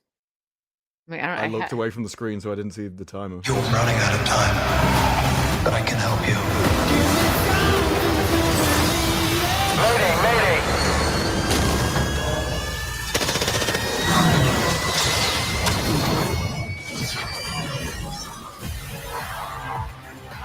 Like, I like that. I like all the stuff they're doing with the new vehicles, leaving lots of trails. Even Yeah. the missiles leave like hundreds of trails behind them. And there's a bit where they're trying to take down a ship in one of the trailers. They fire a missile at it, and planes fly in front of the missile and leave the lasers to block the missile. So all that's really cool. I have a problem with all the side characters. is my issue. Yeah, so this is less than a month away. Okay, I didn't realize that. Yeah, I would rather have it like Jared Leto versus Flynn, like the earlier movies. Something were. like that. Yeah. You had a main protagonist, a main antagonist, and they just fought. And then you had red shirts that die along the way. That's what people like, especially with movies like this. They just want the action. They don't want some story trying to. It does sound like so. They highlighted it, but somebody in the chat said that it sounded so crazy, like you were making it up. No, I put that in my video on Twitter. That's why I have like excerpts on Twitter, because as I'm typing it, I'm like, I wouldn't believe this. It's like, Just so you know, here's the link, and this, I'm not lying. I'm not clickbaiting you guys. This is for real. well, there Gary was something Thomas. else. Sorry, go ahead. I think it was the Savant. When I was reading about that, and it turned out that the Savant thinks one of the people is about to commit an atrocity because he sold his Lego collection. It's like, oh, he sold his collection of games or whatever it was, and so I think he's going to commit crime. And everyone's like, how do you know that? And they just go, she just knows. But yeah, She just knows. It's woman's intuition. She can feel it in her waters. You sell your Lego collection on eBay, the state will be after you. Because this Savant will be watching your meme feed. It's like wild. Don't worry, not skipping supers, but this is relevant right now. Ian, thank you for the 6240. I'm guessing that Raider did the 6239, but we'll get to that in 1 second. Weak villains always remind me of the Bond film, The World Is Not Enough, when Robert Carlyle got thrown around like a pointless rag doll. I have to go back and watch all the old Bond films, because I grew up with, the heck is his name? GoldenEye. I'm drawing up. I remember Pierce, The World Is Not Enough, but I Pierce can't remember. Brosnan. I can't remember Carlisle in it. You're It's gonna been a look up while that since I've seen that sequel. movie. Uh, The thing I always remember about that is the boat scene where he goes under the water and straightens his tie. It's like, we didn't tell him to do it, he just liked it. It's like, "Don't touch Gary, that, that's my lunch." Gary Tom. Yeah, I'm gonna go back. I want to. Like the GoldenEye, Pierce Brosnan was like, you know, I was a kid around that time, so that's the James Bond that I remember seeing. So I got to go watch the old ones, because everyone seems to really like Sean Connery. I feel like that's like the pick for everyone's favorite. So I got to go back and watch this. I've seen plenty of clips. I mean, scattered all over the place. But Gary Thomas, thank you for the 5. For a sec, I thought this Bruce said Ian raided the ancient wombs of Scotland. I was like, hide your I grandmas. considered it. I considered it because that is a joke. That is a joke that I use. I was just like, not in this circumstance. Hide your grandmas. Sorry, Ian. That was really funny. No, I did consider that because that is a joke. Anita. Womb Raider is actually the adult movie parody of that, by the way. Oh no. That's why I thought about saying that at the time.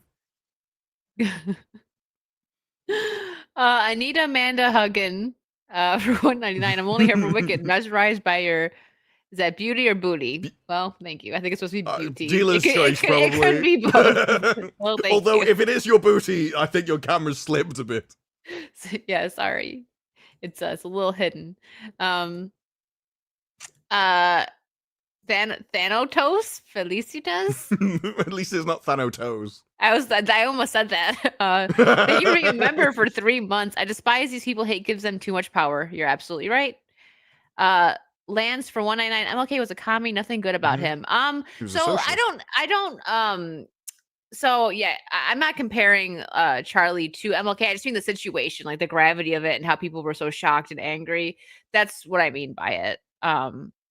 Mazda Dinklage for 2. Mazda wants to pay the short tax. What's the deal? What, do they get 50% off? You get measured in centimeters, and then your tax bill goes.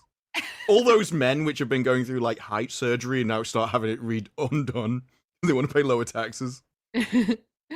Daz for Australian 2. Let's fight the hate the way Charlie did, the Charlie way with words. Yes, I agree with that. That's something that I've said, you know, to people, like especially like my mom, who's like kind of, you know, distraught about all of this. And I told her, I'm like, the best thing we could do is just not be silent.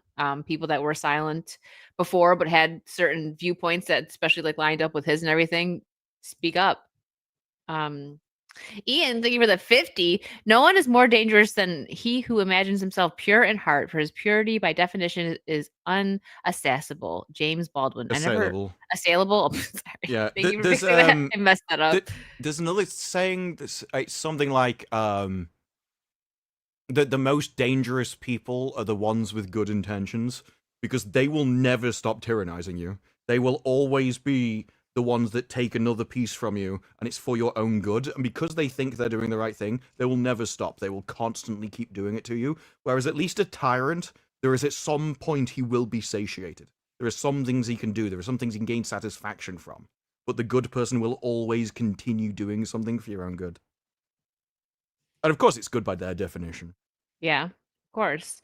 Thread for 199. Who wants to watch a Tron movie without Tron in it? I think that's what you meant to say, without Tron. Well, I'm not sure if Ares will essentially become Tron. Evolution. Ares might be an evolution of the Tron program. They could go that way. Because this is essentially, he's like a bugged program, which is why Flynn's interested in him. But again, when people are like, no, it's about discovering humanity, there's a line in one of the trailers where Flynn asks him, why do you want to become human? And he just goes, I don't know. Just a feeling. He's literally like, I don't know, it's just a feeling. Fascinating. Like, that's as deep as they go. They want to deal with the topics, but they have no capability to. And I was right. Raider did do 6239 and a dragon emote. Thank you for putting something, and thank you for the 6239 Raider. I hope you're doing well. Mark Aureli for 2 says, Womb Raider. Which genre is that movie? I don't know, man. Google it. Yeah, it's a biology documentary. I was trying to think of something like that. You got it though.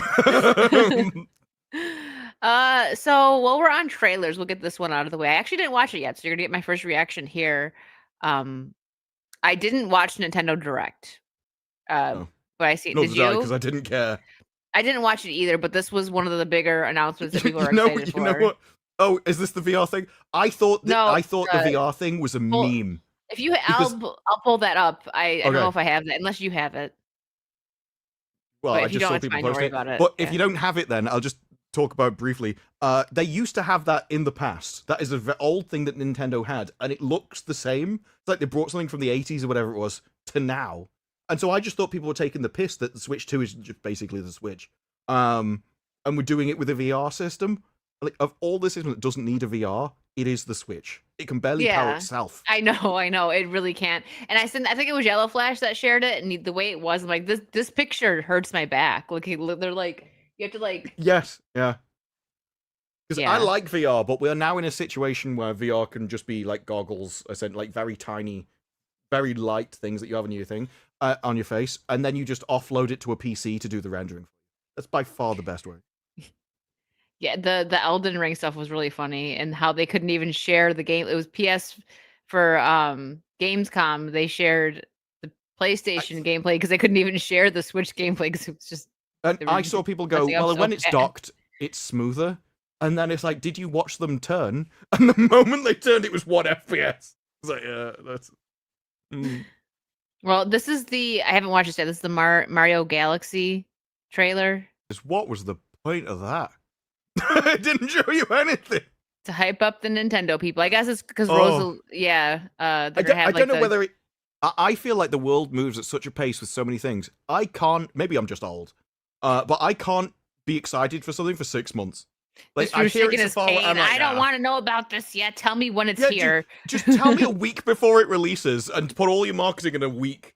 And then I can be like, oh, okay, I can arrange a time for that. Well, Silk Song, everyone was so excited over that because it's like they announced it and then a week later it was out. They're like, oh yeah, by the way, Silk Song's coming out, and people were so I love seeing everyone so genuinely excited for that game. I have a lot of friends that were very into Hollow Knight. So the day that it dropped, besides the minor issues that you couldn't buy it anywhere for a minute because they crashed every server, I go on Discord and it's just like playing Silk Song, like a whole list of like all my friends on, and I was like, good. I'm happy that something came out that people are really Apex really Legends.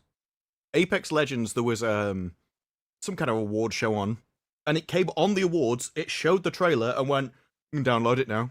And it took off because everyone immediately were like, I like that game, I want to play that game, I can play that game. That is the best marketing, as long as you can get people to know it exists.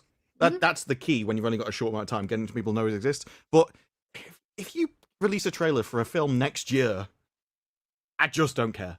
There's nothing I can learn from it. Yes.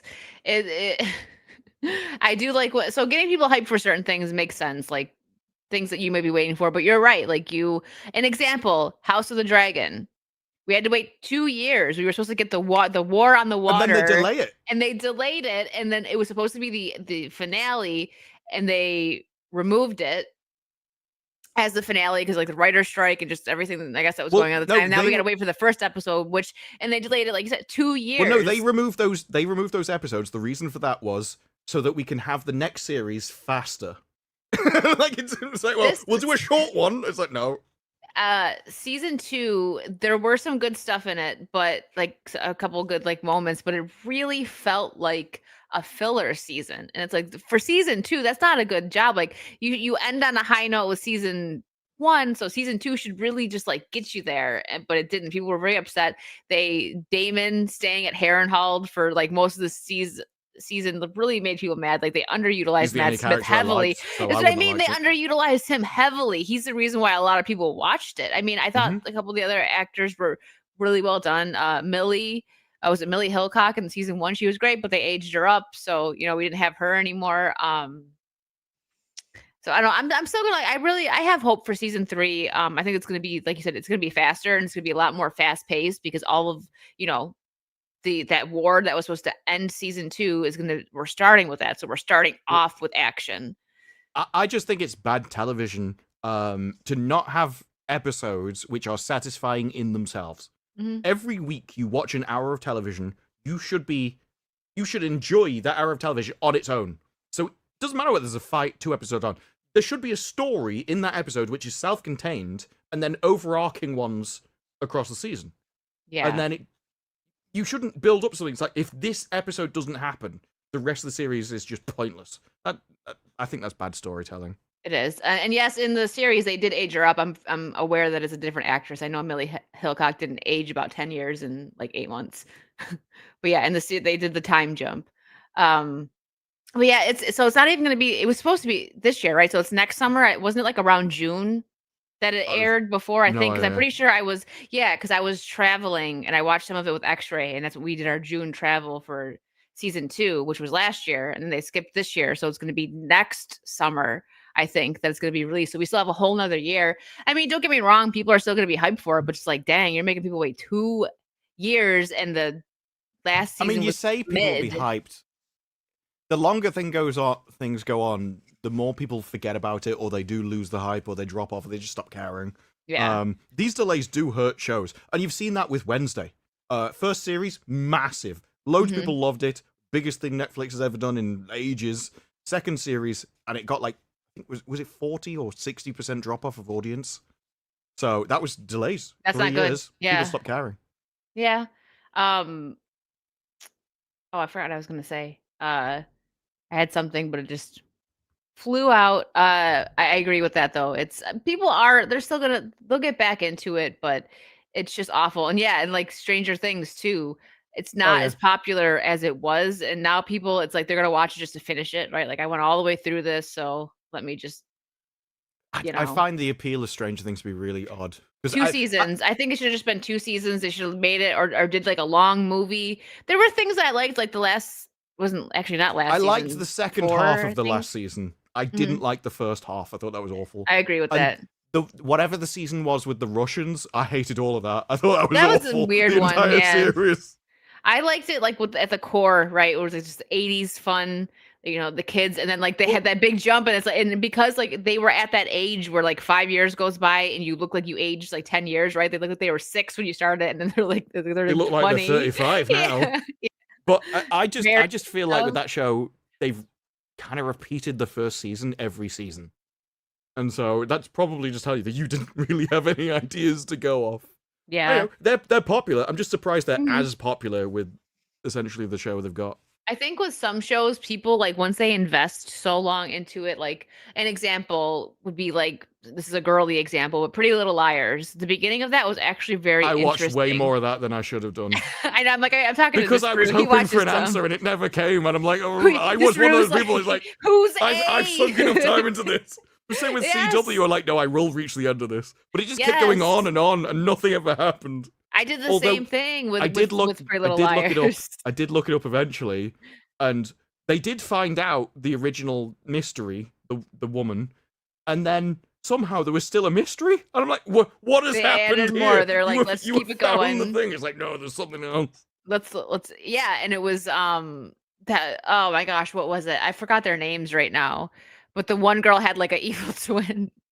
And that was another season, and I was like, I'm not dude, surprised. I really don't think I don't remember know if I finished it. I may have finished it just for the sake of like I've already invested all these seasons in it. Let me just push through and finish was it. Riverdale a spin-off of that? I think didn't they? Oh they no, had Riverdale a was series. a spin-off of Sabrina. I think it was a spin-off of Was the it? new of the darker one. I'm pretty I sure. didn't know the new Sabrina had a spin-off. Oh. Or not a spin-off. I don't know if it would be a spin-off. It was like did Sabrina in the even get same a season universe. 2? I'm wrong. It was in the same universe is what it was. Not that it was a spin-off. I didn't think that Sabrina was popular enough to have a spin-off. That's why I'm surprised. Yeah, no, it's the Archie comics are like set in the same universe as Sabrina. And speaking of Riverdale, the first season was actually pretty good. Like I love mysteries. Oh, there that's was right. a spin-off. That's right. It was Ravenswood. That's right. Yeah. I never watched either of them, so yeah. But yeah, CW gets their hands on some decent stuff, but they just make it really weird. Like Riverdale, you wouldn't expect that to work. I love a good mystery, but when like finally reveal it or they don't reveal it at all, and it's like if they do reveal it and it's like a really lousy reveal, it's like, come on, you could have done better than that. I hate that. I would take any of the CW DC stuff over James Gunn stuff. Yeah, especially Peacemaker. Oh the yeah, CW we got that episode series to talk were way about. better than Peacemaker. So I will say, speaking of Peacemaker, this last episode I thought was a bit more interesting than some of them. Like the only thing that gets you like emotionally invested in it is they just a little moved bit. the door for an hour. Well, no, it was not that it was better. It was the emotional thing where they're like, are they gonna kill Eagly? He's the only good thing about this show. Like when he went off and like fought all the agents, that was so funny. Those are the those are the bits of the series I've liked. The fights. So end of season 2, the Eagly fight. End of episode 3, the Peacemaker fight where he's in all the buildings and stuff. Everything, all the people. I can't stand any of the characters because they've all got about 40 IQ, and that's supposed to be the joke. Very strange to me. You want to know something really funny? I was talking to you about this before the show, and I'm glad that I remembered to bring this up. So I'm currently rewatching Buffy for the 100th billionth time, and I'm on the episode. If you guys watch Buffy, you guys will know what I'm talking about. The band candy episode where they get these candy bars, and it's to get the adults to not really be paying attention and to get like younger mindsets, like they're 16 again. They're all acting stupid, and it's a really funny episode. It's dark because the reason why is dark that they needed the adults to be distracted and not paying attention, and I won't ruin it I know it's so old, but like just in case. But anyways, so they're all acting just very childish, and I'm like, this is kind of reminding me of Peacemaker, not in a bad way for Buffy, because the literal reason these adults are acting like children is because it's like a spell that was put on the candy. And I'm like, this is like James Gunn's humor. Like he has his adults in his shows acting like this, but like there's no spell. That's just how they doing are. The same thing. And yeah, I do think this whole it's supposed to be funny or they're actually kids is just a get out of jail free card for any time people go, why are these people so stupid? Like you need the stupid people to do the stupid things because otherwise nothing would happen. I actually didn't watch the latest reason.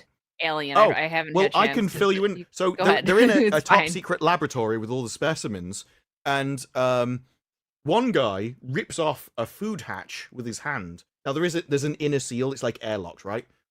So is it one of the androids? Yeah.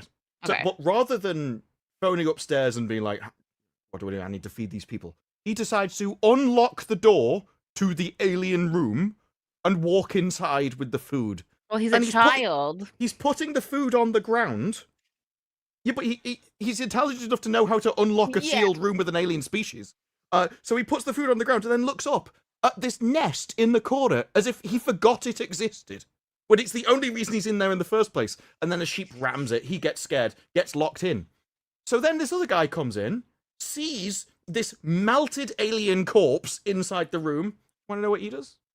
Opens up the door and goes inside.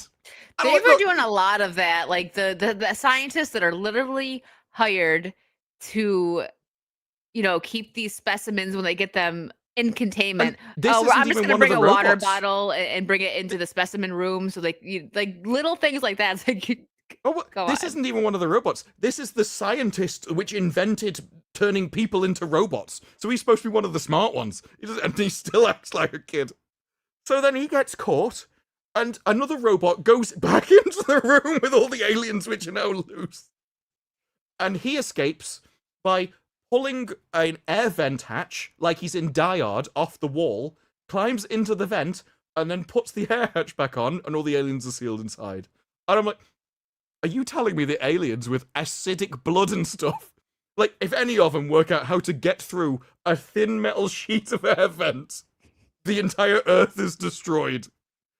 I'm just saying that if this is supposed to be a top secret clean lab, we probably need better security procedures. You would think, yeah. That's the one thing. Like, I will still praise, like, for the set design and stuff. I liked that, and there's parts of it that I do like, but I just, it's laughable just how incompetent these scientists and people that are supposed to just be cleared for all of this. Like I said last week, me, you, and X-Ray would have done a better job on those ships making sure the aliens didn't get out. You could put me as a prison guard and be like, you've got to feed these death row inmates. I'm not going in the pissing cell. I don't care if they... I don't care how hungry they are. I'd rather not give them the food. And these have tops... He throws a biscuit at them. These have aliens, like parasitic aliens from across the universe. Like, I just walk into the cell. It was literally everyone's first instinct. Open the door. What's this button do? Yeah, basically. Absolutely wild. But it's funny because it's, they're leading on, which it makes sense in certain cases, like in the one scene where, the alien gets her brother, and instead of her jumping down, which you think that's what she's going to do because they literally show her jumping like off of the cliff, and she just runs down. It's like, okay, you could chalk that up to she's a child, like she still has a childlike mindset in her. So she's like, okay. And she just like runs because she doesn't know what to do. But like, wouldn't they be more likely to take the direct response of just going immediately after them rather than thinking laterally and being like, okay, I can plan a route around here? That's actually the more complicated thing to do. Yeah, that's fair. So they're leading on that though, but it's like, didn't they put something in there? They gave them all of these just resources to just like scour the internet or whatever, to learn stuff. Like she was doing things that they didn't even know she'd do, like fallen hacking. In love with them now. With the aliens. What? Yeah. No. So the last episode ended and she was like tickling one under the chin and stuff. And now she spent the entire episode basically communing with them and talking to them all the time. Obviously, there's no subtitles. You don't know what they're saying. But she's kind of doing all the mimicry and stuff on the other side of the wall and things and talking to him. And then one guy is like, you should leave. She's like, no, I don't want to leave. They're not supposed to be here. They're just innocent people that you've trapped in a cage. And she's really going with the aliens. The only bit I liked, there was two conversations, and I think I can only remember one of them at the start. And it was her brother basically talking as if he's going to leave with it. And he's like, he's talking to the synth. Like, what's your plan? It's like, well, we'll just live. I'm sorry. You want to, like, she can, like, invent faster than light travel. She can change the universe. She can invent things that we can't even imagine. And you wanted to go out and just watch television. And it was like, the moment he said, yeah, that really was quite a stupid thing on it. I'm going to take this one-of-a-kind genius and just have him eat Burger King for a bit, really. Burger King. So I'll watch it. It's just been, like, this week has just been a bit chaotic. I did watch Peacemaker right before this show, though. I was like, oh crap, I gotta watch Alien and Peacemaker, and I'm like, Peacemaker's a little less like. If I could say one good thing about Alien, it's better than Peacemaker. Yeah, I probably made the wrong choice then. Yeah, Eagly is the only good character on Peacemaker. Let's be real. But I'll make sure I watch. I'll be caught up to Alien for next week.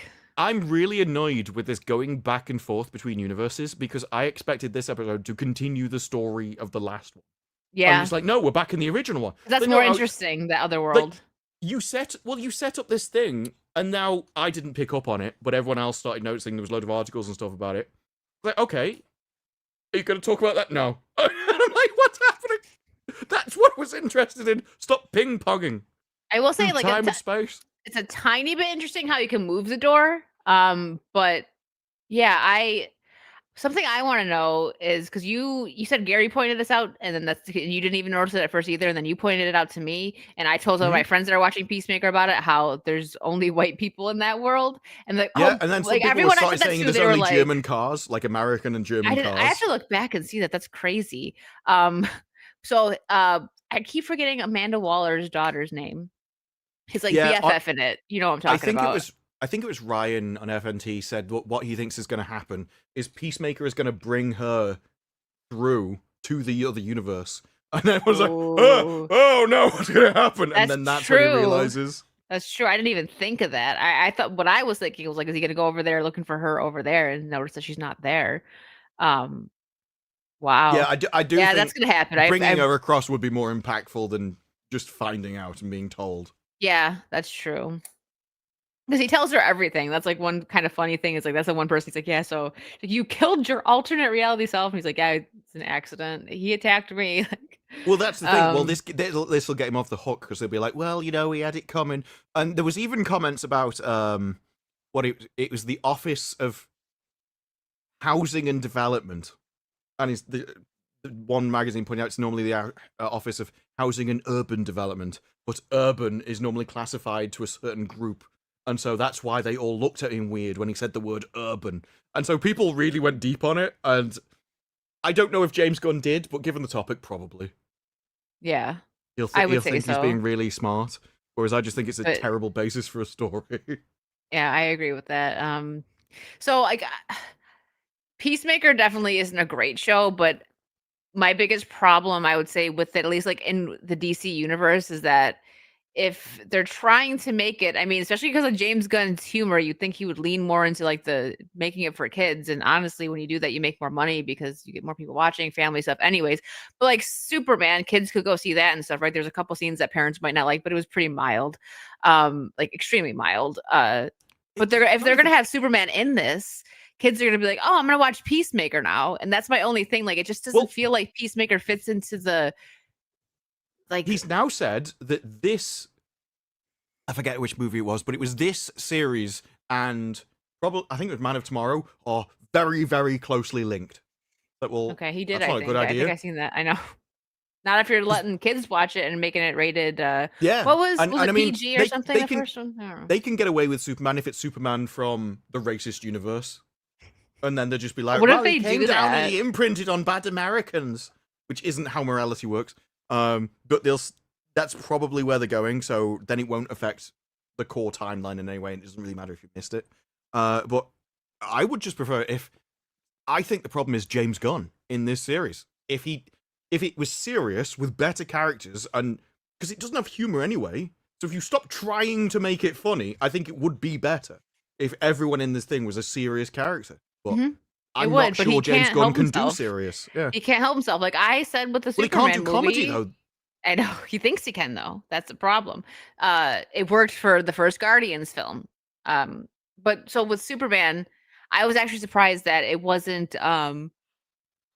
It wasn't Superman's boring me. There was not as much. 14 minutes in, I'm like, God, this is like time traveling. For a nap. Yeah. No, I felt like I'd been there 35 minutes at least. It really felt like time traveling. They do drag on, and I will say, like when I watch stuff, I do my best not to like be on my phone, but I find myself whenever I'm watching Peacemaker checking my notifications. I can't help it. But yeah, like the Superman movie, of course, there was moments of James Gunn humor that were annoying. I was honestly surprised that there wasn't more, but I feel like the next movie it's like he's not holding back at all. It's going to be full of all that crap. I mean, one of the issues that I have it with Peacemaker as well. Peacemaker less, but in Superman, people are like, well, there was James Gunn jokes. Genuinely, I don't know where. They were so unfunny. I didn't know he was trying to be funny. Like, that's my problem with James Gunn. He tries and it doesn't hit. Yeah. Well, I don't even know it's a joke. He's like, wait, was I supposed to laugh? It's because it's like the childish humor, but it's not like the stuff that makes everybody laugh, right? Like when you watch old family movies, like from the 90s, and there's like silly dad joke humor in it, and it makes everybody laugh. No, but I think that's what James Gunn thinks he has. Like, even with a lot of American humor, even if I don't find it funny, I know it's the joke. I just don't find it funny. I don't know when James Gunn puts a joke into something. except for the very obvious stuff like bird blindness, where just because it's so weird, I'm like, oh, you are trying to be funny. But apart from This is a that, joke. Apart from that, yeah. Daz, thank you for the Australian 2. What's red and bad for your teeth? A brick. Well, yeah. Thank you. Can't argue with that. Can't argue with that logic. Oh, look at the puppers. Mad Dog for $4.99. Task on HBO is a great one episode out so far. Mark Ruffalo is in it, but fits his role. This Drew's like, you lost me there. I challenge you, just Drew. Look at no. Fits his role. It's like he's challenging you. I what is challenge it, you, a just hobo? Drew, to watch 1 hour and say it's bad. I don't, Mark Ruffalo though. He's like, really though? You're gonna It's put me Mark through Ruffalo. this? He would rather watch Peacemaker. I mean, it's like, yeah, if there's just a guy in a cage getting poked with a stick for an hour, then that's probably Mark Ruffalo filling his role. There's a guy in stocks that everyone's just throwing vegetables at for a while. Like, I'm not understanding. Yeah, I seen it on my thing, and I was like reading the description, and I was like, wait, Mark Ruffalo instantly takes me out of it. I'm just so tired of him. Like, not that I'm tired of him, it's who he is as a person. It's just like, and his roles lately is but we'll see. Maybe you'll get him to watch it, Mad Dog. We'll see. Crime drama though, FBI task force. Yeah. The thing with essentially procedurals. Oh god, someone's already compared it to Adolescence. What's that? I heard of that one. What is that? Adolescence is the propaganda show from the UK. Oh, okay. I think you probably were the one talking about it then, because I don't. Yeah, it actually shows you that the education system full of women is a horrible idea, but they're too thick to realize. But it's a case of Mark Ruffalo. That I like procedurals, but they need some kind of gimmick and hook. So whether it's a Sherlock Holmes guy who, when he dies, he teleports into a river and respawns, that kind of stuff's interesting. Not just crime dramas, though. Or Lucifer, where he's the devil. You know, there needs to be some kind of weird twist to it than just crime. Yeah, something that you're that pulls you in. His face immediately like, crime. Yeah, I mean the weird thing that shouldn't be in the series in this is Mark Ruffalo. So it's like, I need a weird hook. How's Mark Ruffalo for you? That's your weird hook. Maybe She-Hulk will appear. I'm kidding. Yeah, that would hey, get if you in. She-Hulk was in. He would be in. Yeah. That's his favorite show ever. That and Willow. Jason Webster, thank you for the Australian 10. Great actresses, Park and don't laugh at me. You try to say these. No, I would struggle as well, but I saw it coming, which is why I laughed. He knew it already. Kim Da-mi, Ha Ji-won, Jun Ji-hun, Seo Hun-jin, Park Bo-young. Where's actually when you need her? She'd probably be like, I don't know. I can't help you here. Shin Hee-sun, Shin Yeon, Kim So-hun, Kim Ta-ri. So K-dramas. Hee-hi-ho, or E-I-E-I-ho. Lots of vowels there. So Yeah. K-dramas, they appear in are a must watch. Take notes, chat. I can't remember. I would like to see you Western... pronounce this mongoose. I can't remember Western people's names, so I just don't even try over there. I'm just like, I recognize some of the faces. Difficult enough. Well, here you go, chat. Go ahead and take a screenshot or something if you would like to, everyone asking about K-dramas. And... Something Wong. We Too Low. You know what? I'm sorry. I gotta pull this up. This was actually, thank you for that, Jason, because now it's a nice segue for me. It is weird that reminds you of something, to be honest. No, you'll see in 1 second what I mean. I actually saved it for Saucy. I don't know if you remember this, because I'll bring this up in a second. They are bringing back Scary Movie, which is probably going to be awful because they're all kind of woke and everything now. But do you remember this from Scary Movie? This was 3, I think. They just started naming random Japanese words. Scary Movie was the best. Haro? Hibachi Benihana Teriyaki. Yokohama. Karate Judo Sumo Samurai. Honda, Mitsubishi, Subaru. Hikari Tsunami, Kamikaze Yamaha, Nikon, Casio, Aiwa. Minolta, Hitachi, Seiko, Toshiba. Buddha, Shiitake Kimono. Tempura, Sushi. Sashimi. Hello? I forgot about that. See what I mean? That just reminded me Well, of it. that's on the level of. Do you remember the? I don't even know how they got hired, but there was a sign language person who didn't know sign language and was just employed going around just making up things Like, as I'm not people were talking. just like And they only got found out when deaf people contacted them and like, I have no idea what that person's saying, but it's gibberish. that is how we talk to X-Ray Girl. You're right. Mm-hmm. Something She wrong. understand. Mitsubishi. Fujitsu. Do you remember I'm not gonna say it, but do you remember the Wayne's World scene when he's like, I'll have the cream of some young guy. And I thought it was so funny. They're like, do you remember I can't Wayne's World? remember. Oh, because I they haven't were seen that. ordering food and Wayne said that, and there's I rarely go back and rewatch movies, so there's a whole stuff from my Yeah. childhood that I'm just leaving there. someday you'll go back to it. Well, I tend to rewatch TV shows more than movies. Yeah. Oh, one more thing while I'm on Instagram, because it's a British guy, and I want to know if this is how you think most British dads would act. George. Who's George? George Bush. Jesus Christ, woman. Jeez, she pushed him over a wall. Have you ever heard What of did he say? George? He said, Jesus Christ, George something. Bush. Jesus Christ, woman. Is that you? Oh, what is up with You you? ever Jesus heard of- Christ, woman, what is up with you? Yeah, that is, yeah. That is. Yeah. I love how he went with it because he thought the bush would support him, and then you hear it all go as he falls over. It's like, oh, yeah. I like the one. I don't have it anymore. But we did share it on Saucy, and that it actually got you really good too. When the British guy took his dog for a walk, and it was like my dad took the dog took my dad for a walk, and he's all covered in mud. He's like, "Don't effing talk to me." He's like he's covered in mud. He's so mad. Oh my gosh. See, I like Instagram for that reason. Sometimes, like you don't need TikTok. Ugh.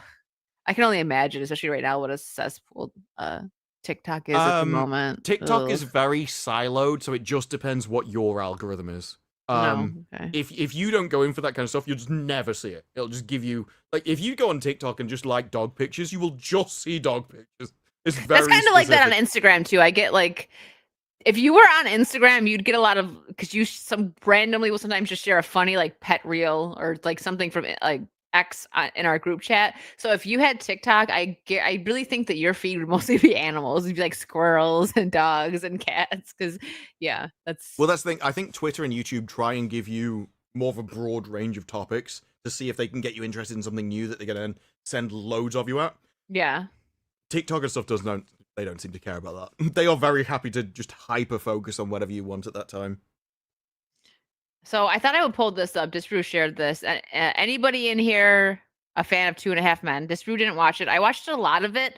I watched the earlier seasons. The Charlie Sheen ones. I'd stopped before Charlie Sheen left. Okay. So John Cryer, which this is a very odd. I mean, I'm not surprised that he made less because hello, it's Charlie Sheen. And all he played was a stunted chiropractor where the comedy for him is, oh, isn't this guy an idiot? But yeah, anyone could have been your role.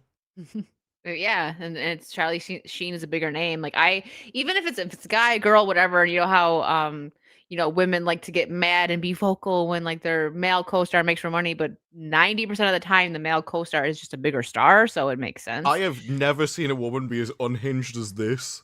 When talking I know he's about more pay of a woman. disparity. He Like, is this more of a woman here. This is easily the strangest reason for a pay disparity I've seen. I would prefer it if he just went, it was sexist. That would make more sense than coming out and talking about the dictator of North Korea, to be honest. Yeah. So, and I bet you when they brought Ashton Kutcher on as well, he still made less. Oh, definitely. Ashton Kutcher was a big name at the time. Oh, absolutely. Yeah. It was after that 70s show, but just from that 70s show made Ashton Kutcher a big name, but he did a lot of movies and everything after that. So, all right. So John Cryer says, I got a third of Charlie Sheen was paid on 2.5 Men. The dictator of North Korea was a guy named King John. It's so out I of love left how he has field. to put that Even from too. those two paragraphs, it's I got paid a third. So, North there's a big- Korea. Like, wait, where did that come from? Yeah, he acted crazy all the time and thus got enormous amounts of aid from countries who were so scared of him that they would shovel money at him. Wait. So I think he's calling Charlie Sheen a dictator. That's what I'm getting from this. I don't know. Like, that is his grand knowledge. Like, I don't know a lot about North Korea, but I know that isn't true. I know that and Charlie that's not Sheen the was a reason. dictator. North Korea like sectioned itself off from everyone, and they were like, "Please don't build nuclear weapons." That's what it was. But this even starts with like an the dictator of North Korea. He was a guy called Kim Jong. Like, yeah, nobody else knows that name except you, mate. So it's like you're really educating us onto the Oh my gear. gosh, I forgot about the tiger blood. So yeah, I'll finish this. Well, that happened here. Sheen's negotiations went off the charts because his life was falling apart. Me, whose life was pretty good at the time, I got a third of that. Why does it matter how your life was? His life sucked and he made more money than me, which is not fair. I don't even know. He jumped around so much just in this little paragraph. How does it make any sense? You walk into a negotiation and they're like, okay, Mr. Sheen, we're going to renew this. How much would you earn? I'd like a 50% pay increase. Like, no. Like, because if I don't, I'm going to go and snort so much stuff off my nose, you'll never see me again. And like, okay, we'll pay you 70%. Is that better? Like, no, if a guy is like off his face, not turning up for work and causing trouble on the set, you will get paid less, not more. Like, if anything, it was to keep him because he would leave. But it's not because his life was falling apart. The show was getting more successful at the time. It was massive. And as shows get more successful, your pay goes. I bet his pay was going up at the same time. Here, I gotta show. I don't know. I hope I don't get in trouble for this. But I was talking to you about this interview. Drew never seen the whole winning thing, guys. So I'm just gonna pull this up, and if I have to cut it out, I'll cut it out of the show. But I think it'll be okay. It's only 37 seconds. It's clips put together of this interview where this was an interview that I was telling you about. He was like, I got to do what everybody in the world wants to do and tell my boss to F off. And then he just went, hold on, it's unhinged. Here you go. It's like winning. I don't know, man. I was banging 7-gram rocks and finishing them because that's how I roll. I have one speed. I have one gear. Go. Because I'm me. I'm different. I just have a different constitution. I have a different brain. I have a different heart. I have a different, I get tiger blood. I'm more hardcore than you. He said, I got tiger blood. It's like, I'm more hardcore than you. I can take it. Blinked and I cured my brain. That's how big. The run I was on made Sinatra, Flynn, Jagger, Richards, all of them just look like, droopy-eyed, armless children. I exposed it's like they're all cowards. I couldn't say what I was going to see in their boring, normal lives, and I gave that to them. I may forget about them tomorrow, but they'll live with that memory for the rest of their lives, and that's a gift. Be intelligent. Like, so the his interview thing was. Is, you're all a bunch of pussies. You never did what I did. You couldn't do what I did. I'm built different. He's built different. Remember those the videos like of the guy with like the egg? I'm built different when he would crack the egg on his.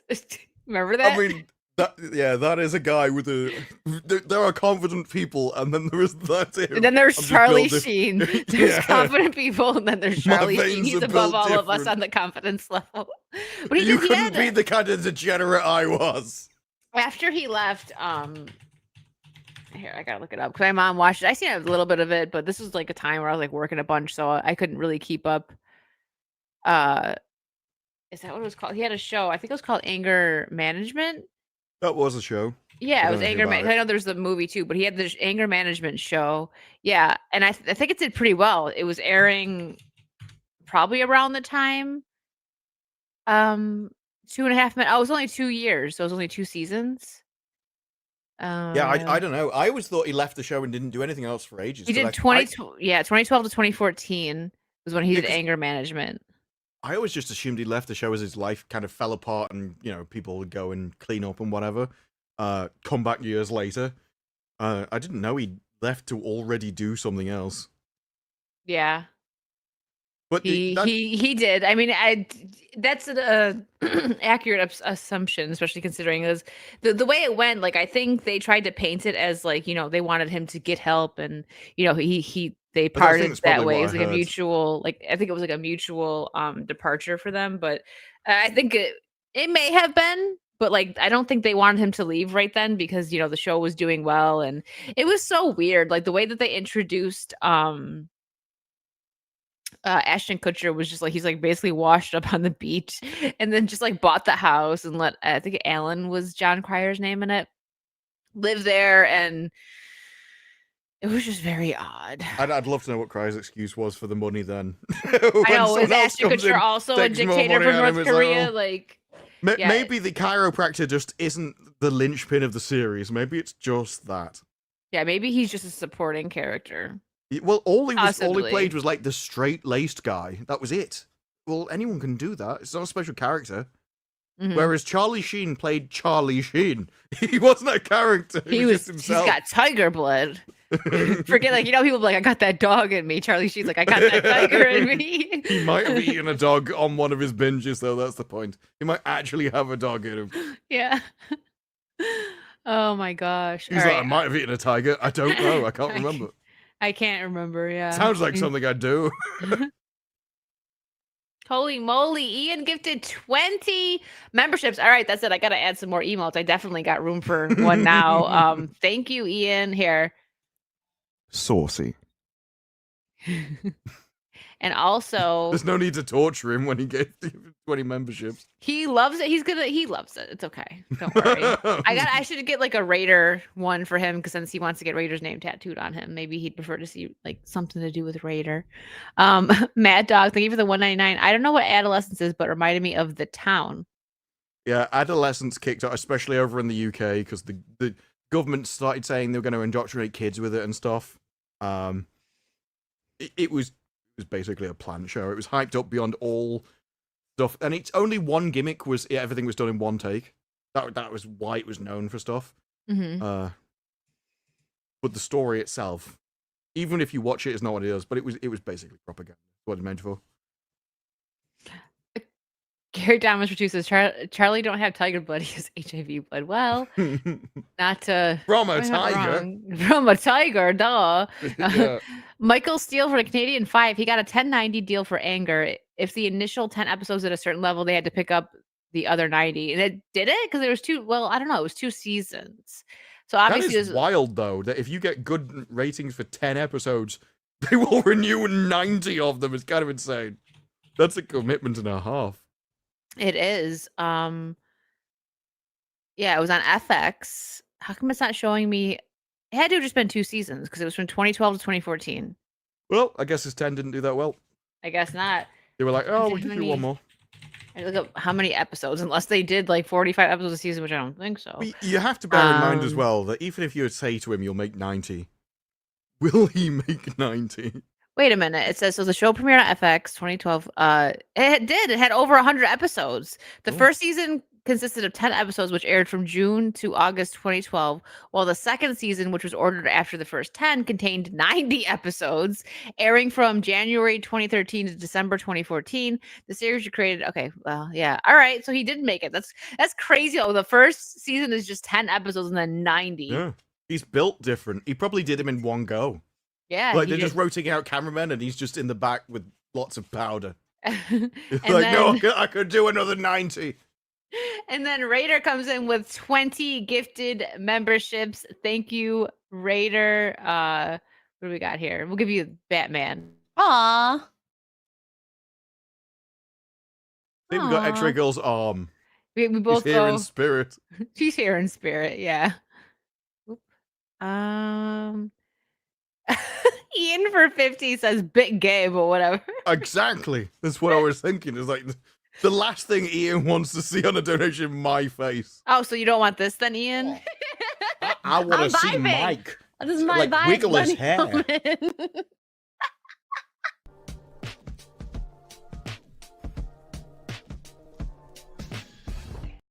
The 16-bit or 8-bit Mike. Like, he's already covered up half his screen, so normally he doesn't have to deal with it, and you're just subjecting it to him. Sorry. Thank you for the 50, Ian.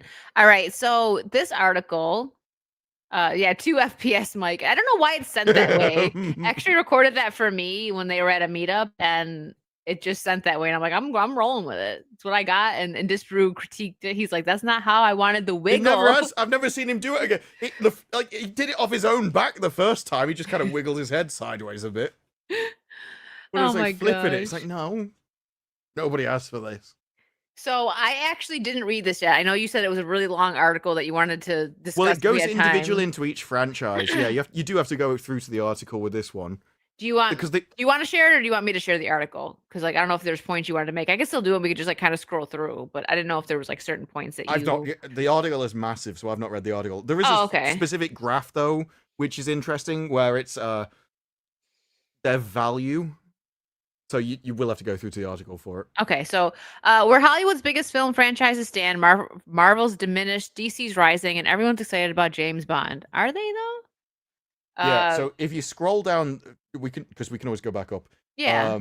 I think it's quite a way down. It's like one with loads of circles. You'll see it. It's an obvious. There's you go. There. Okay. So you have to go down so we can see what the bottom line is because it's a XY graph. Oh, I see. Let me unzoom we need a little bit. We need the entire picture. There we go. So it's creative health along the bottom. So further right is more creative health. Then commercial potential at the top. Look where Star Trek is. It's not healthy and there's no money in it. Like wow. It is. Jurassic is doing better than them. Huh. And the market saturation, I don't know whether bigger is better or not. They did say the MCU is very saturated. So I think bigger is more saturation, which implies to that them makes sense. There's barely any There's loads of Star Trek though. That's what my point. This graph doesn't make any sense. So Hunger Games, they've only got 3 episodes, so I think it's not very saturated. It's like close to the same size. Yes, Star Trek has had so many series that have all failed. It's got cartoons, animation, stuff for kids. It's way oversaturated, but here we are. Yeah. And then James Bond, and this is where people are like, this is like the I actually agree with James Bond. Okay. I think if you do James Bond correctly, then with the right person, the right director, the right script writer, I think it can do really well. Because Daniel Craig stuff, as much as I can't stand him, they made money. So they all made a lot of money. So I think James Bond can definitely still work. I'm just like, because we don't know who's going to be James Bond, so I guess there could still be hype because people are like, "Ooh, who's it going to be?" But it could die down if they pick someone that people don't want. But it's like Jurassic Park has lower commercial potential than the MCU. Like now, I feel like everybody like because Jurassic Park is kind of looked at as a monster movie, right? I know they don't always lean into that, but that's why people go there. They want to see the dinosaurs, and kids love it. Like little boys, it doesn't matter the quality of the movie. Like little boys are always gonna want to go see the Jurassic Park movies. So kids love it. Well, and what are one of the sets of movies which are still doing well even now? Horror movies. They just keep making money. So it's kind of a genre. And Jurassic Park, it's not horror, but kind of shares there. It's just kind of a bit of a gore movie, but for families. So I would put it above the MCU because I would too. I kind of agree that the MCU has potential, but it's not fulfilled that potential for so long. At some point, you have to go, okay, you just can't do this. You just don't know how. Yeah, that's. And I can see DC being above it because people were very it was very 50-50, but I have to admit that a lot of people did like the new Superman movie. So it's tough because it made more money than Fantastic Four. Yeah. But Superman is a way bigger name than Fantastic Four. So it could just be branding. That's fair. Not everybody knows about people know Fantastic Four, but like people that read the comics or like they watch like animated series, that there's none of that for Fantastic Four, at least not newer stuff.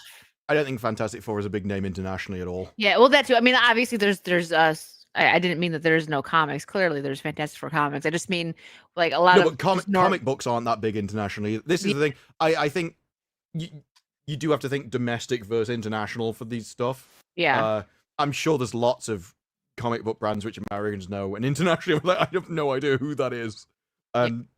Fantastic Four is kind of vaguely known, but then you have Captain America. But even Captain America didn't have Captain America in it. They can try and spin it all they want, but it didn't. Which would also explain why it did. I think it did less than Superman. I would guess. I didn't watch that one. I believe so, but I agree where Star Wars is, but that's only because you're kind of trading on its old reputation. And I don't think it's old. I think people have still attached to the old Star Wars stuff, and it hasn't been like I think Star Trek's been tainted by the new stuff. I think Doctor Who's been tainted by the new stuff. Star Wars. Absolutely. I think if tomorrow they decanonized everything and started again, I think people would go back to it.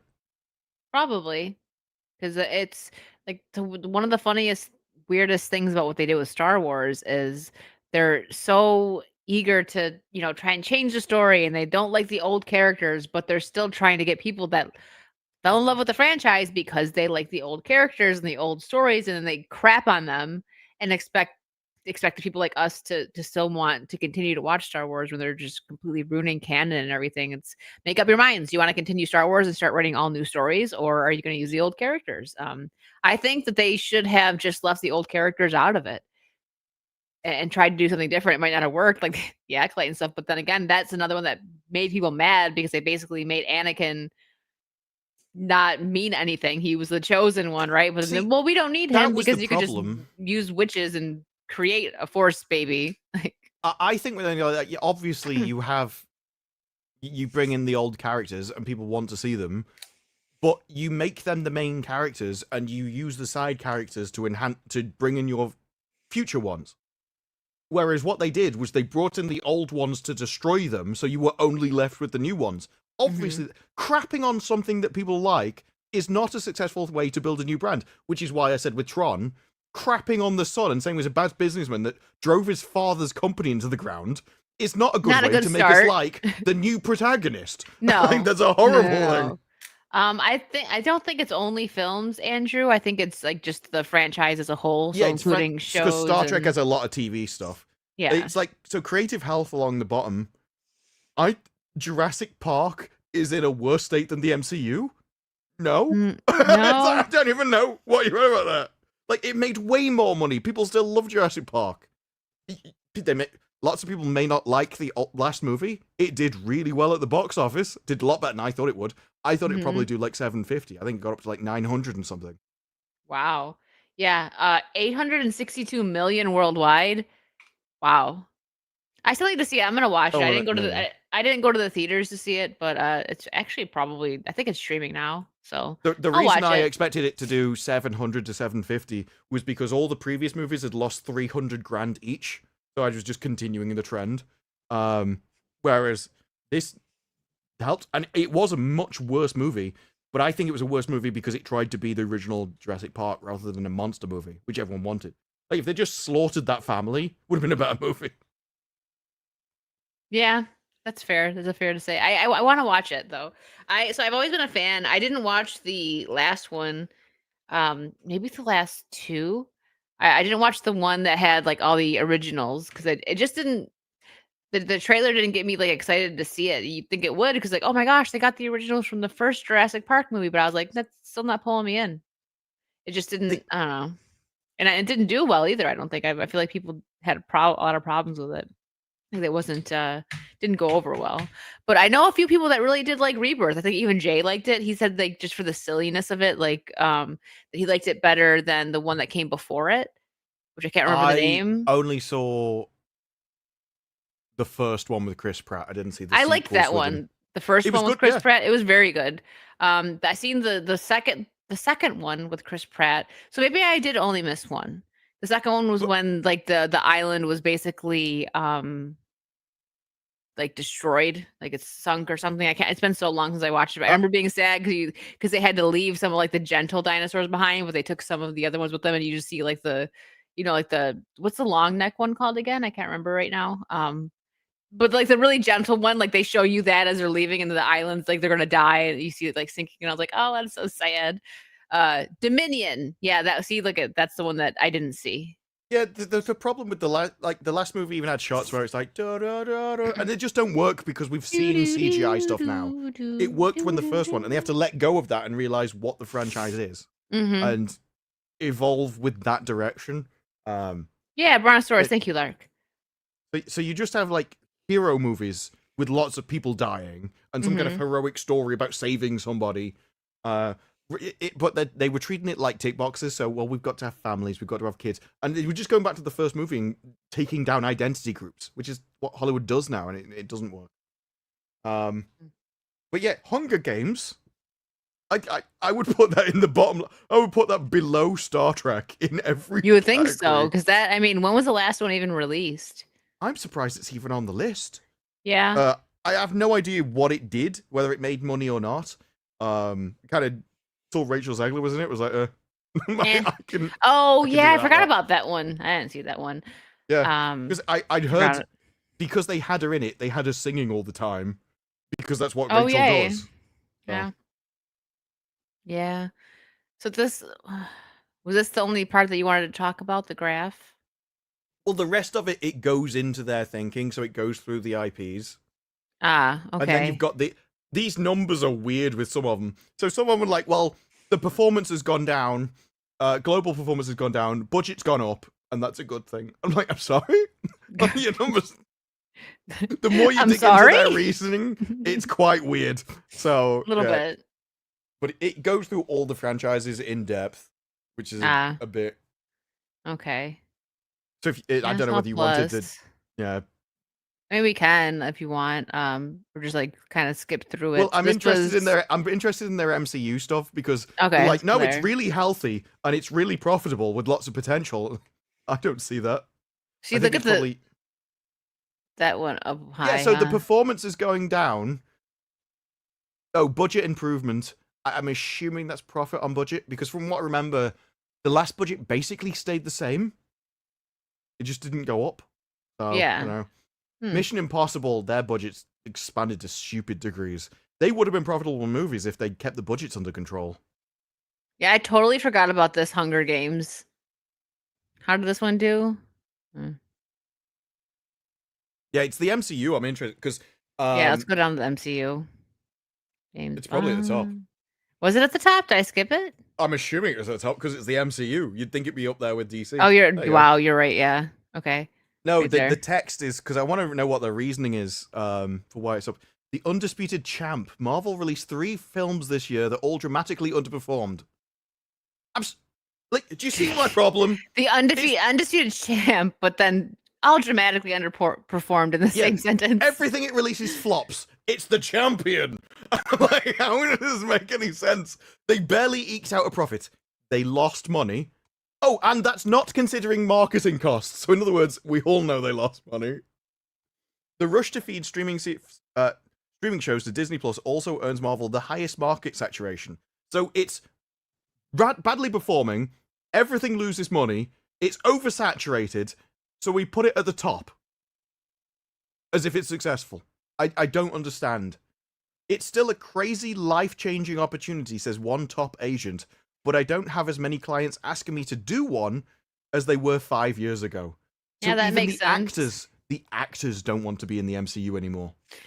Well, we're seeing a lot of actors that prefer to do like ads, right? Work with brands because you make more money, and then other like comedians doing podcasts and stuff over making movies because they make more money and they're in creative control of it, and they don't have to sit there for a year doing like reshoots and just doing the movie itself, right? And then just for it to possibly flop in the theater. So it makes sense. I would love for, especially comedy wise, some of these actual good comedians that we have that speak their minds on podcasts and don't care and they're still kind of funny, do a movie. But I also understand why they don't want to. And a lot of these companies don't even want to take a chance on them because they're too afraid with comedy because it's, Well, I think if actors don't want to be in your so Marvel is a massive name, but if actors don't want to be in it, it's because it thinks that being in one will hurt their career. Yeah, because it used So that's to mean not a money issue. It doesn't anymore.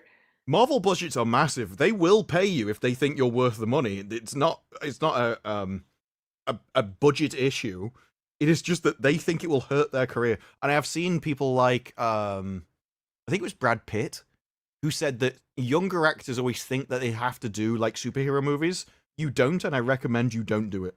So they're now getting warned that it can kill their careers and stuff. Yeah, it depends. Like certain people, they could do a superhero movie and they're still perfectly fine and it takes off. But they also used to be better. Like early MCU, if you got a role there, that was great for you. But now different phases. Yeah. When you talk about Marvel performance, you really talk about everything after Endgame because that's been so long ago at this point. you can't really ride the success out of that anymore. Your It's true. reputation is entirely changed. But it says they see the two upcoming Avengers movies as, in the words of one exec, bulletproof. I think that's a very dangerous assumption, especially when we know how they're making it. And it comes across as very Titanic. You are spending an absolute fortune on a load of people that you think can't sink. This may not be your best strategy. No, I wouldn't say so. I miss the early MCU. Like the first time seeing Avengers was just like, oh, this is so cool. We just don't get that anymore. They just lost it. That spark. They were basic hero movies. Yeah. And hero movies aren't complicated, but you have to actually believe in heroism and know what heroism is. And they don't.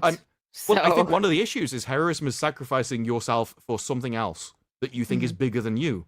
But if you think you're the most important thing in your life, how are you supposed to write heroism? You're going to make the heroes all selfish, and that goes against everything that heroes are supposed to be. Yeah. Well, it's like Tron. What is the story about? Activism. So that they're not sacrificing themselves for a greater cause. They're like, I think we should control the weather. So, well, that's not something most people think is heroic. We should control the weather. Yeah. Like walking out on the street with a placard isn't most people's idea of heroism, actually.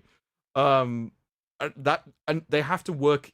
They have to get back to classic hero stories, and one of those will involve tropes and stereotypes because that is real life, and that those are real stories that everyone recognizes, which is why they exist that way in the first place. Where if they've got rid of, we can't do tropes, we can't do fridging.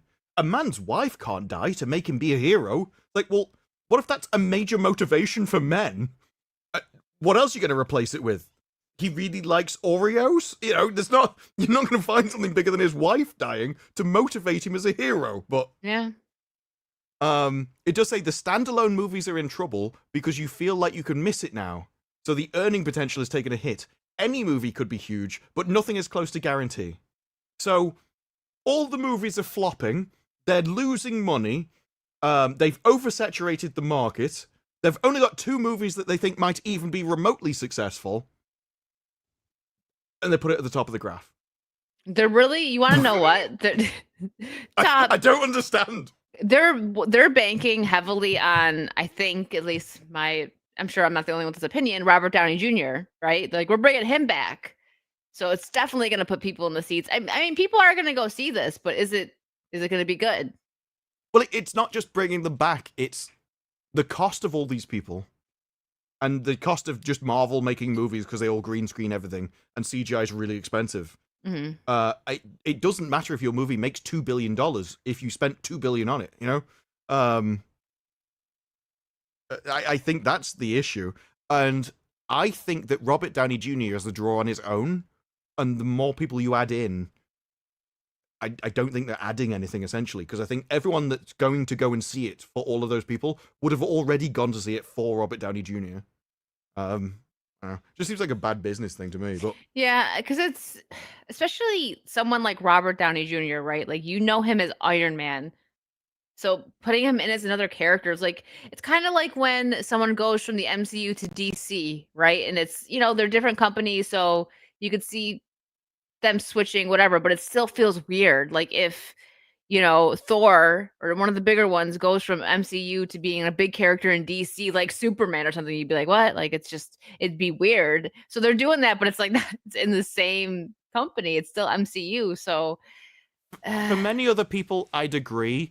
But Robert Downey Jr. plays Robert Downey Jr. and people like him. So, like the Sherlock stuff, I thought it was amazing in the Sherlock. I liked the Sherlock. I don't know how those went over, but I just know personally I liked them. And I just like Robert Downey Jr. as he plays characters in movies. So I think he'll probably play other things very similar because he always does. There's always that kind of. He has almost a comedy way of acting, like an egotistical comedy way of acting. Yeah, and I just like him in all the roles. So I think he is one of those people that people will go and see whatever the character is because it's him, not because he's Iron Man. Whereas Chris Evans, I think he rode the Captain America train more than just him as an actor. Yeah, I mean, I'm trying to think. Like, I remember he was in another teen movie. He was in. Well, he was in that Santa thing recently, wasn't he? Oh, there was like he was with the Rock, and he was chasing Santa Claus that had been stolen. Something like that. Oh, I didn't see that one. But yeah, see, that's like I'm trying to think of something That's like exactly my culturally. point. Yeah, I'm trying exactly to think my of something like culturally, right? Like you could name stuff that Robert Downey Jr. was in, like you said, the Sherlock movies. He was big in the 90s as well. Red Like he was a big name. I remember I even like this is a random thing. This was like right before because I remember my mom telling me about it. I was very young, but he was on the Ally McBeal show and he was like a love interest for her, and everyone loved him on that show. But that was when he was still into like drugs and stuff. And then after that, I think he left the show because he went into rehab, and that's after when he was clean. So, but yeah, Can the you go point to is Jurassic Park? I think it's. Oh far yeah, down. is it the next one or no? No, it's quite a way down. You can still keep talking. There you go. You want I remember that I wanted to talk about it. This right here or the this discussion. paragraph? Okay, Yeah. here. Oh, go ahead. I was done.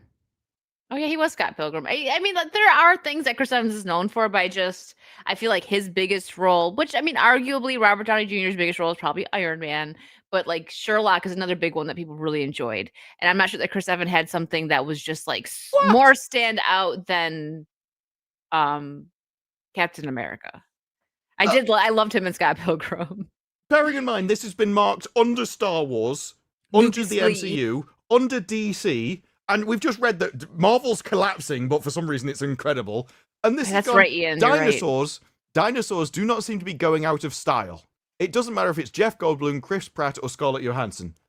Already better than Marvel. Then it goes, Rebirth was the first Jurassic World film to gross under $1 billion. Yes, and now Marvel can't make 500. Well, okay, I think it got 520. It can barely break half. So they've raised the standards for Jurassic Park, and because it didn't hit the raised standards, they've marked it down. Lower than everything else. This is like two-tier justice all over again. They're just remaking the same movie over and over again, says the screenwriter. Marvel does the same thing. I don't have the skill. Every Marvel movie is essentially the same. It's all made the same. It all comes off the same conveyor belt. They just swap the hero. So that's... And how many movies do you want to make? Jurassic Park is about dinosaurs killing people. So yeah, if you want to bring it down to its base components, it's the same movie. But it doesn't need to be. You could say the same thing about James Bond. Oh, well, James Bond finds a villain. He's got a secret lair, and he saves the woman from him. And he you can do that with anything. With a girl in a cool car. It's like Bob the Builder. Can he fix it? Yes, actually.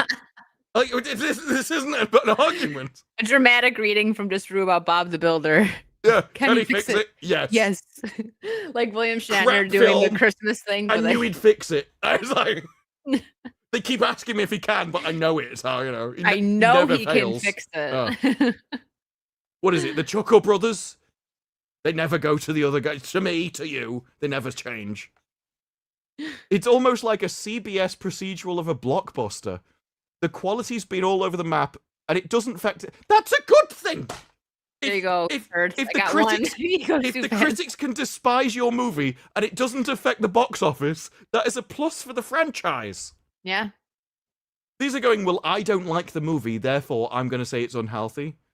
No, you're highlighting things I haven't even read. Universal slower release cadence may help. Faster. They've done the most. What do you mean go faster? Is that for me? They've done the most with the least, partly because they've made it scarce. So yeah, so they're not oversaturating. But it was marked as more saturated. Oh, I'm so confused. This is too much for Disparu. He needs the progressive whiskey. Camp Cretaceous and Chaos Theory. They had animated series. I didn't even know. Yeah, I remember. I never watched Camp Cretaceous, but I remember seeing like previews the of that. franchise's omnipresence in theme parks led to some of the highest market saturation scores. So Marvel are releasing multiple films a year, TV series all over the place, and it's still less saturated than Jurassic Park because this is in a car park. Just It's in a park. I'm gonna have a seizure. Deep breaths, Disru. Deep breaths. All you have to do is go to the park to understand how important that franchise is to them. Yeah. I mean, Disru's been there. He's seen it. Yeah, but isn't that a good thing? No, I mean, yeah. One of the biggest polls for Universal is the Jurassic Park stuff. People go there because they want to go on the Velocicoaster. They want to get the merch. Like I to this day still buy Jurassic Park merch from Universal when something new comes out, like a shirt. Are they using market saturation in the sense that people know it exists? Rather than... I can't tell you because it's Because variety. And saturation normally means you've made so much of it, people are bored. Looks for highlighting on the other stocks. It shouldn't be that difficult, to be honest. I have to know what you're doing because you might like stop for a second. I'm like, oh wait, gotta go back. And also this like, hey, at least it's not the Hollywood Reporter. It You goes all highlight the way that, to the you top. shoot to the top. Yeah. Yeah. What you have to do, you have to start highlighting as you're scrolling down with the mouse wheel, and then something counteracts it. It's the only way. That's a pain in the butt. Mm-hmm. Yeah, this is a. I'm sorry. Are you still? I think this is. Well, no, I wasn't doing that. It was just. I think this There. is all. You just randomly highlighted something. There you go, Chad. It's the end of, It's- just so you can see it. I wasn't even reading that. I was just commenting in general. You're on Mission Impossible when I started talking. Sorry, I'm getting antsy. I must scroll. Don't put me in charge. I'm The urge getting to anxious. scroll. I got to. I need to. Yeah. Suffering Well, from anxiety. scroll anxiety, highlighting. Industry's got highlight anxiety. It All would right. be interesting. Star Wars might be the last one of interest. Yeah, let's check that out. That's probably. I imagine it's. Oh no, it's down there. Oh, there we go. Oh, they hid it at the bottom. Wow. Even though 2026 Mandalorian and Grogu will be the first Star Wars feature, the saturation score remains high thanks to the profusion of Disney Plus shows and the ubiquity of tie-in games, toys, and ephemera. It's omnipresent. That's the second time they've said this. Get a I'm new so marketing glad this exec. Drew read this one instead of me. Earning potential is also tied for first. It should be the biggest franchise of all time. Oh my god, I But mean, recurring questions of quality, along with multiple projects have stuck in development, have several rankings of this franchise worse for creative health. It was quite low down, but it was equal with Jurassic Park. Oh my god, I don't know who did this. When you don't have a Well, film look at the to show, end. when you don't have a film to show for I can still remember the graph. For 7 years, it's not healthy. Yes, but Jurassic Park had one this year, and it made over $800 did million great. dollars. Yeah. And it made a massive profit. Mm-hmm. And they're already doing another one with Scarlett Johansson because it made a profit. Yeah. The next example will be a derivative film based on a television show.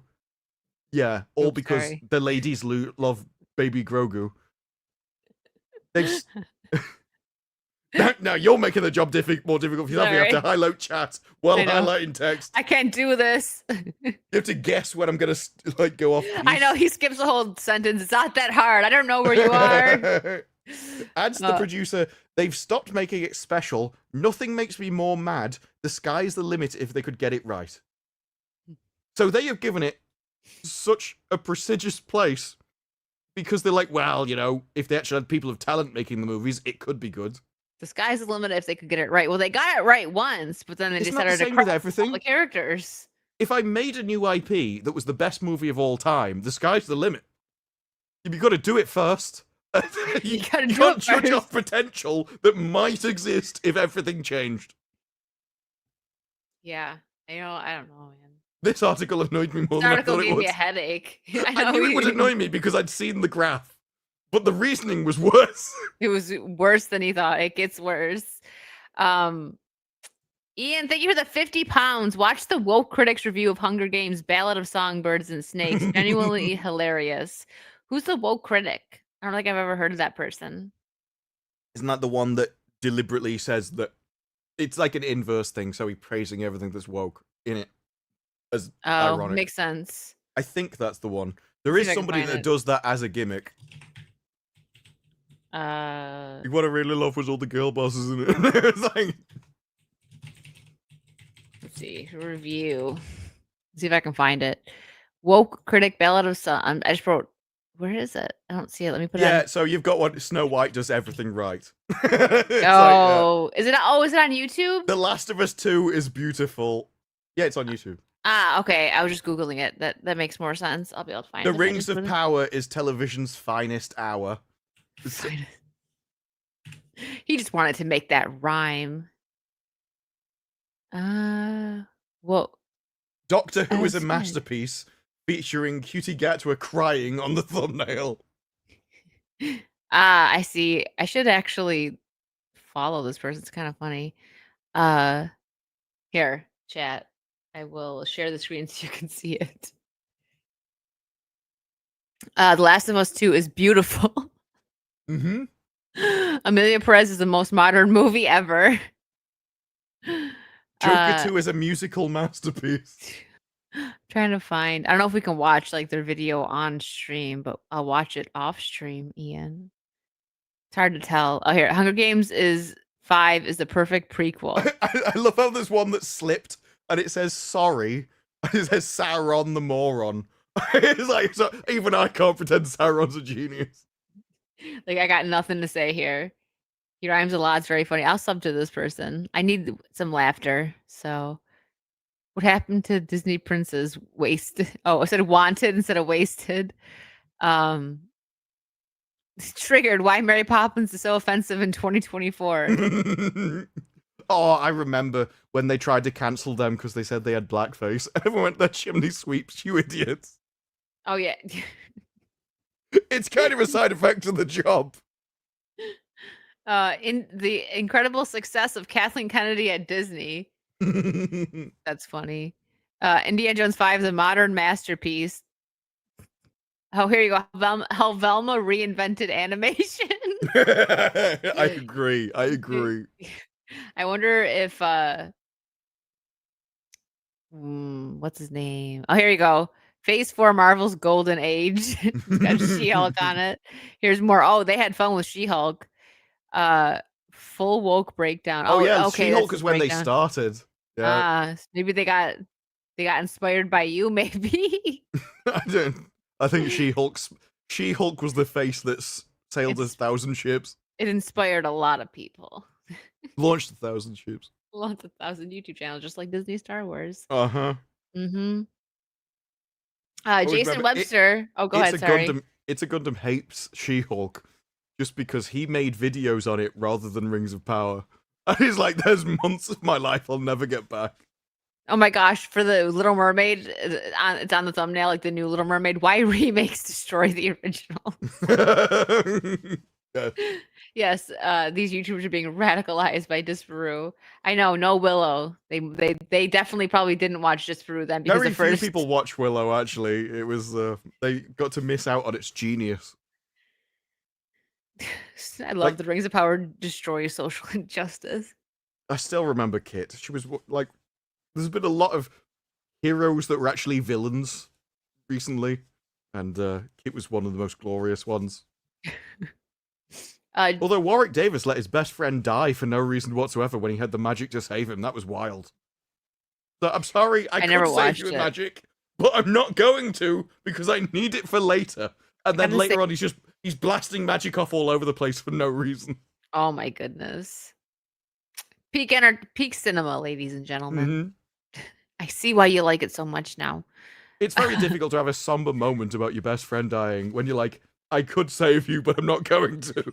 I just remember they had like the tiniest little corner of merch at Disney for Willow. Like when the show was out, it was like, I don't even remember what Disney park it was, but it was just like this You don't need a big one to fit Warwick in. Little itty bitty corner, and like not one thing was touched. It was full. I would have bought it.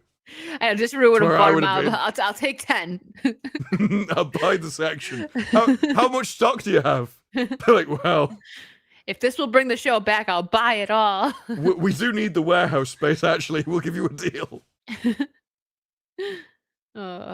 Jason Webster, thank you for the Australian 5. Jeff Spicoli, my old man is a TV repairman. He can fix the MCU. At this point, give anyone a try that isn't inside Marvel. Just get Bob the Builder in and have him fix it. He will fix it because it's a guarantee. Jesus Davila, thank you for gifting 5 memberships. Yeah, I got to take a look now. I think I definitely have room for some more emotes. Thank you guys. For some reason, I thought you were going to say emus. I was like, wait, what? Yeah, there's always room for emus. I think it's because I was thinking of Shad from Willow because he had a rant where he lost it about a wagon wheel. I mean, he spent like 25 minutes of his review talking about a wagon wheel. He lost it over a wagon wheel? He completely just raged out over this wagon wheel. And then I think my brain just went Australia emus and then mixed it into your conversation. The emus, man. They're going to take over. They've Well, already got hopefully. Australia. They'll improve the Hopefully. place. The last thing that theatrical needs right now is another major studio to be swallowed up. Well, remember 20th Century Fox's sale to Disney? This should probably be set up with what the actual topic's about. Yeah, so I thought that it was going to get to it. So this is the topic that Warner Brothers Discovery stock soars amid report of David Ellison offer. So Paramount Skydance wants to buy Warner Brothers and Discovery. Is that what this is? Yeah, they've made a cash offer. So Skydance and Paramount have just merged, like very recently. And whenever you buy another company, you have to go through the government who's like, okay, is this a monopoly? Do they have too much power and all that kind of stuff? And then the moment they merged, we're buying the next guy. And it's like, I'm not sure that'll get through, but they're going to try. Now, back to the original tweet, what they're saying is if you look at other mergers, when companies buy other companies, it doesn't stay the same. The industry doesn't stay the same. Their content output doesn't. So when Disney bought, I don't know, it's in the tweet. When Disney bought other properties... it's more into it, you're saying. Okay. No, if you go back to the analyst tweet that you had up originally. Oh, yeah, okay, sorry. Yeah, so when they bought Fox, the output that Fox used to have went down. So rather than 15 a year, it was now 5. So if all these companies buy up all these other companies, so they've got no competition, the entire amount of movies created in a year goes massively down, and the theaters die, and they essentially kill off their own industry. Which is what Exhibitor's point is, and it is an interesting thing because everyone's like, yeah, I like competition. I don't think we should have monopolies. I'd never thought about it though that you will just reduce the amount of work that you have because you downsize all your employees. Yeah. But the thing is, Disney, they're just IPs rather than companies. Because right now, that means that all the Warner Brothers stuff would get. I think for the most part, it's on HBO Max. So if Paramount buys it, that means it goes on Paramount Plus. And Paramount Plus... Well, it could do. It depends how they... Yeah. If they did that, that's where my mind's going, because I actually like HBO. Things run pretty well over there. But on Paramount Plus, it's like awful. I hate watching stuff over there. They don't... They got to fix their streaming service. It always like buffers for me. And it's like the only site... Like the only streaming service I have that just like... messes up so badly. I'm gonna keep it because there's a couple things on there I like, and there's times that it's not awful, but if I try to watch, like, it's been like 2 years, I gave up on Big Brother. I got so bored of it the last time I watched it. I was like, I can't even never liked American Big Brother. To put it on, so I tried. I used to really like it, but it comes across boring. as fake. Well, now more so than ever, especially once like my mom got me into it. I don't remember which season it was, and it was interesting. I'm like, okay, so I decided to go back and binge the old ones, and I was like, now these are really good because production wasn't interfering every 5 minutes. They just it's not that. It's the style. It's the format of the show. So over here, they will show the diary room and stuff. They don't have that over there, right? Well, no, we have a diary room, but they'll show you the event and it'll all play out, and then they'll have diary room sections. Whereas what you do, you cut in diary room conversations about the thing that you're watching in the middle, like a fake TV show. It's like, no, you're splitting it up and misaligning time so it doesn't come across as you're actually watching something happen. Because you're ping-ponging to the future about a guy talking about the event as it happens. Yeah. And they do you don't get that realistic feel. Yeah, see, I haven't watched the UK one. I should check that out. I might like it. But the way they edit, not the modern series. The modern ones are just not as good either. Yeah. Yeah, you want to watch like the classic, some of the ones in the middle, because originals. obviously the first ones are just a load of people in a house. Then they started giving them tasks. They're still filling it, feeling it out. There's ones where England is still England, and they were the best ones. Whereas now it's like London in the Big Brother house. And Celebrity Big Brother is over there, right? Yes.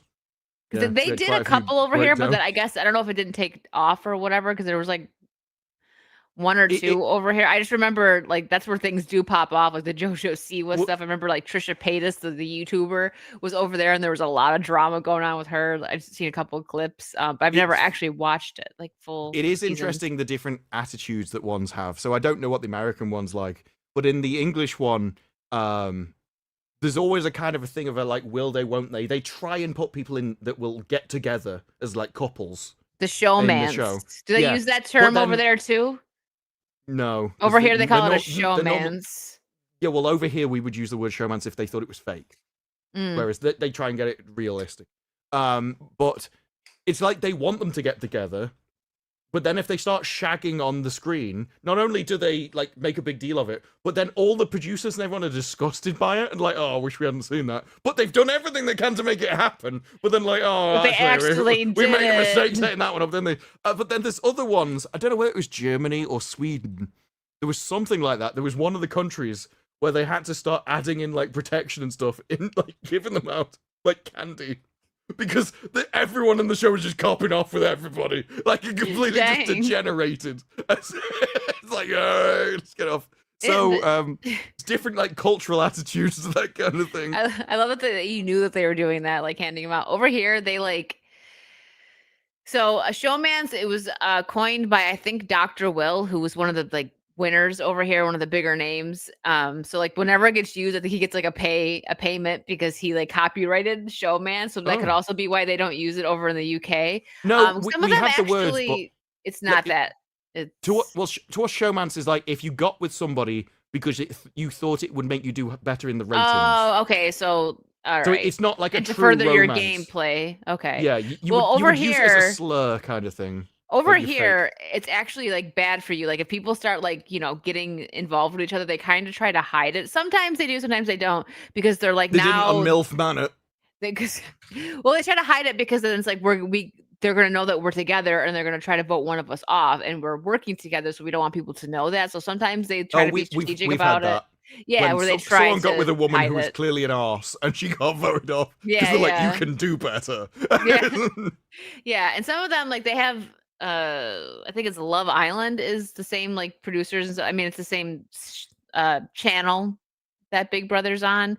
And like yeah, the I think Bachelor we and invented that one stuff. as well. I think Like, so. And or not Big Brother and like the Bachelor and stuff, that there's been more long-term like marriages, having kids and everything from Big Brother over like their shows that are actually supposed to center around romance. Because you throw these people in I'm not houses. surprised. And it's You're- kind of like trauma bonding a bit too, because sometimes they put them through like really psychological stuff. Not fully trauma bonding, but it's like when you have nothing to do and you're Yeah, put in a that's house the with key. people, It's you have more to socialize and get to know people. It's well, also there's a thing where people are more picky when they think they've got more choices. So the internet and dating apps mean people think they've got infinite selection, so they can get even more picky. Whereas shaking his fist.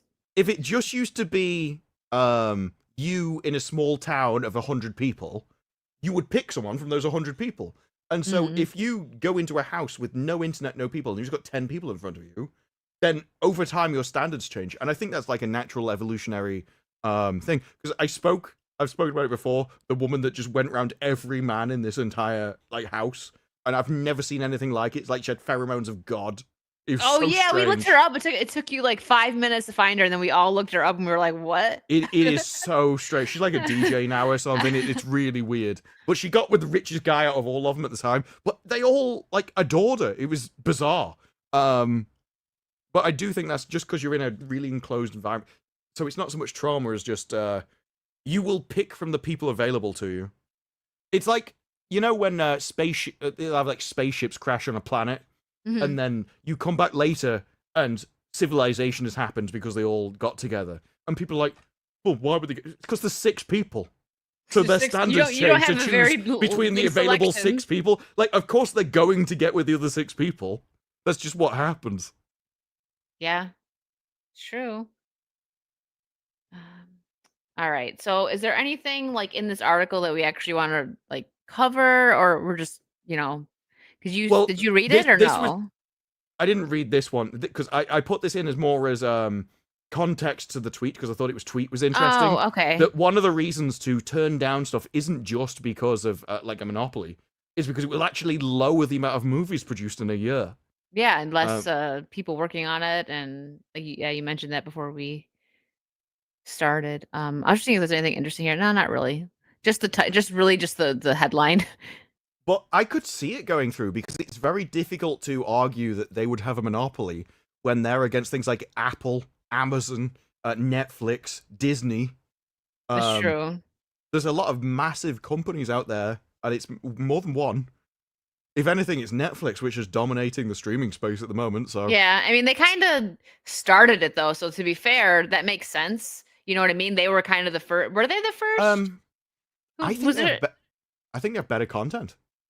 That too? Uh, Because they branch out, and even like think of like with comedy, we were talking about that earlier, how like companies are afraid to take a chance on comedians. Well, Netflix, not really. They put Dave Chappelle on there, and that pissed everybody off. And they have Shane Gillis on there, which he makes the sensitive people upset.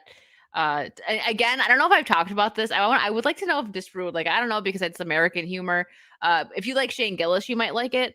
It kind of reminds me a bit of The Office in a way. Not like they don't sit there and talk I to the didn't like camera. the English Office, so Well, it's not like that. Like they don't talk to the camera, but I just mean it's like a workplace show, and it's so silly. I was talking with Vara about this, and she thought it was hilarious too. We both really liked the show. It's called Tires. It's got 2 seasons, and I'm pretty sure a 3rd season's coming. And I think Shane Gillis was I'm pretty sure he's one of the writers that he created it or something. But it's him with some of his other comedian friends, and it's just funny. It's definitely like a dude comedy, but I found it hilarious. I would like to know if Disparu liked it. I want him to watch it and see if he likes it. But then again, I know he doesn't. Not but everything. If it's like hits. The Office, I wouldn't like. I never even like Our Office, let alone It's not like The Office. I just mean like where it's just takes place pretty much in their workplace, and they work at like a garage, and they sell tires and stuff. So that aspect of it, they don't like talk to the camera like it's a documentary being made or anything like that. The American Office is interesting because most English comedies that try to get an American version just die. And from what I've heard of the story, well, the American Office wasn't particularly liked at first either. But then they actually did what other people didn't, and they basically Americanized it. They realized what they needed to change, and it became its own thing, rather than just a lot of them are like line-for-line reproductions of the British one, but with different actors, and it just dies. It loses something somehow. But they found the right they made original stuff in the adaptation, which is interesting. I loved The Office, and I like how Ricky Gervais there was like a moment, I don't know if it was an award show or something, where he was like, and then Steve Carell left the show, and like he made like a joke about it, and Steve Carell was like, sorry. I don't blame Steve Carell for doing that though. I feel like that was a good move where he was in his career. And The Office was like ending, right? They didn't really do that many seasons without him. It was 1 or 2. I can't remember right now. But I do think that was a good move for him because he took off in movies after that. So I can't believe that he got turned away. Like some of the people that got turned away from Saturday Night Live, like Steve Carell, Jim Carrey, is like, well, they clearly didn't need it, because that's something else. Like going back to the comedy stuff, like back in the day, you had to be found on like stand up or or Saturday Night comedy Live circuits, like now an agent would find you. Now you just get a video that goes viral on TikTok, and then you got a podcast, and there you go. Which is another reason why, like I said, I use Shane Gillis as an example because he's one of the newer ones that I find him funny, but I can understand why he's not going out there writing movies, because he makes so much more money doing podcasts and stuff. But television's always been weird. I didn't know that he was. I didn't know that he was in the first episode of the UK Office. I didn't watch TV for ages, and now I can't, because I go back and I'll watch like a presenter, and they're just awful. It's like, if you spend any amount of time watching YouTube, they're better presenters than the one because television goes, I've chosen this person, he's in front of a show, you want to watch the show, and so you don't have any choice because you're trying to watch the show. They almost choose success that you have to like, whereas YouTube is like individual votes for people. And so you just choose the people that you like to watch and that appeal to your taste.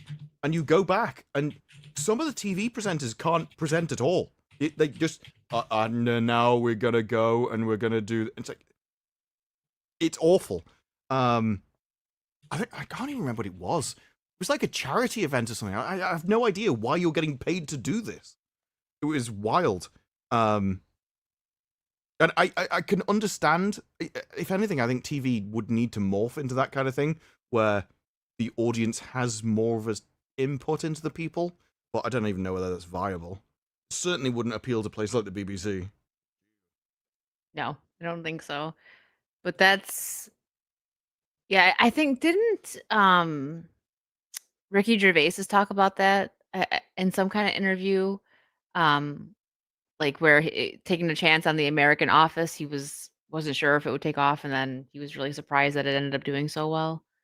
I think I so. mean, probably. I Probably. I don't think I've seen know something. much about the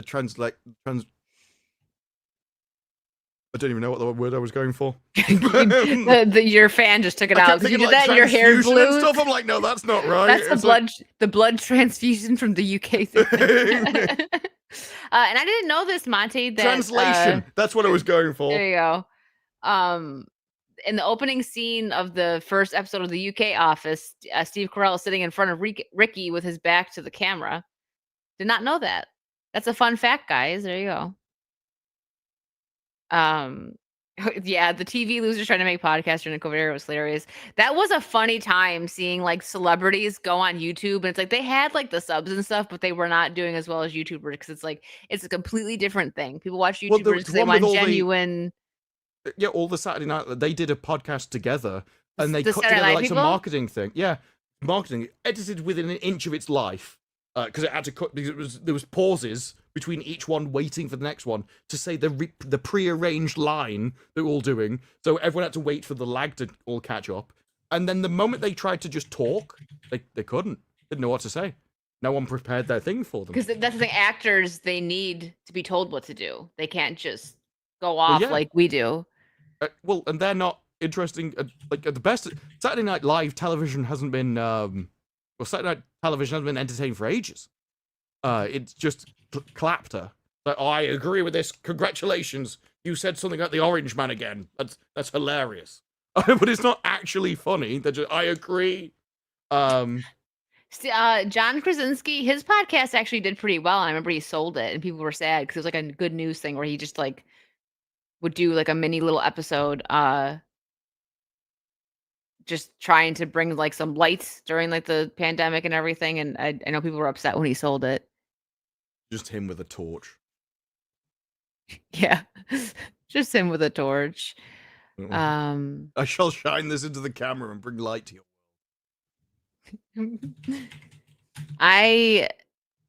Sorry, I was trying to look something up, but it's just like Google's being weird today. You're looking up The Office. It's like, actually, let's see where I've watched up to recently.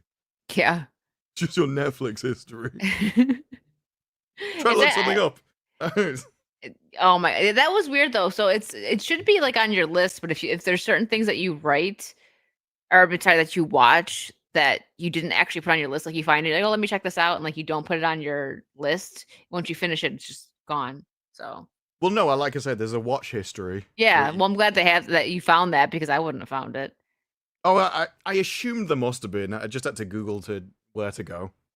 Mad TV used to be funnier than Saturday Night Live. I remember, see, Mad TV was on during the time when Saturday Night Live was actually good, but I watched both. Like 90s Saturday Night Live was probably the last of the funny Saturday Night Live when they would make fun of everybody. They didn't care, and then it got like to where like they could only make one political side, and they just got too. I don't know. Comedy requires you be offensive. Like you have to be willing to offend people, but it also good comedy is against like whatever the dominant thing is at the time. So if you're in power, you have to take the piss out of your people, and if you're not going to do it, it's not funny. Mm-hmm. Like it's lame. Not make fun of yourself. Like the whole punching up and down stuff is stupid because obviously you can make jokes about either way, but there is an element of the main thing. Part of it is recognizability. So the main thing affecting people is the people in power at the time. It's where all the content is that everyone recognizes. So if you're not willing to do that, you just lose everything. Celebrity Jeopardy. Oh my gosh, yeah.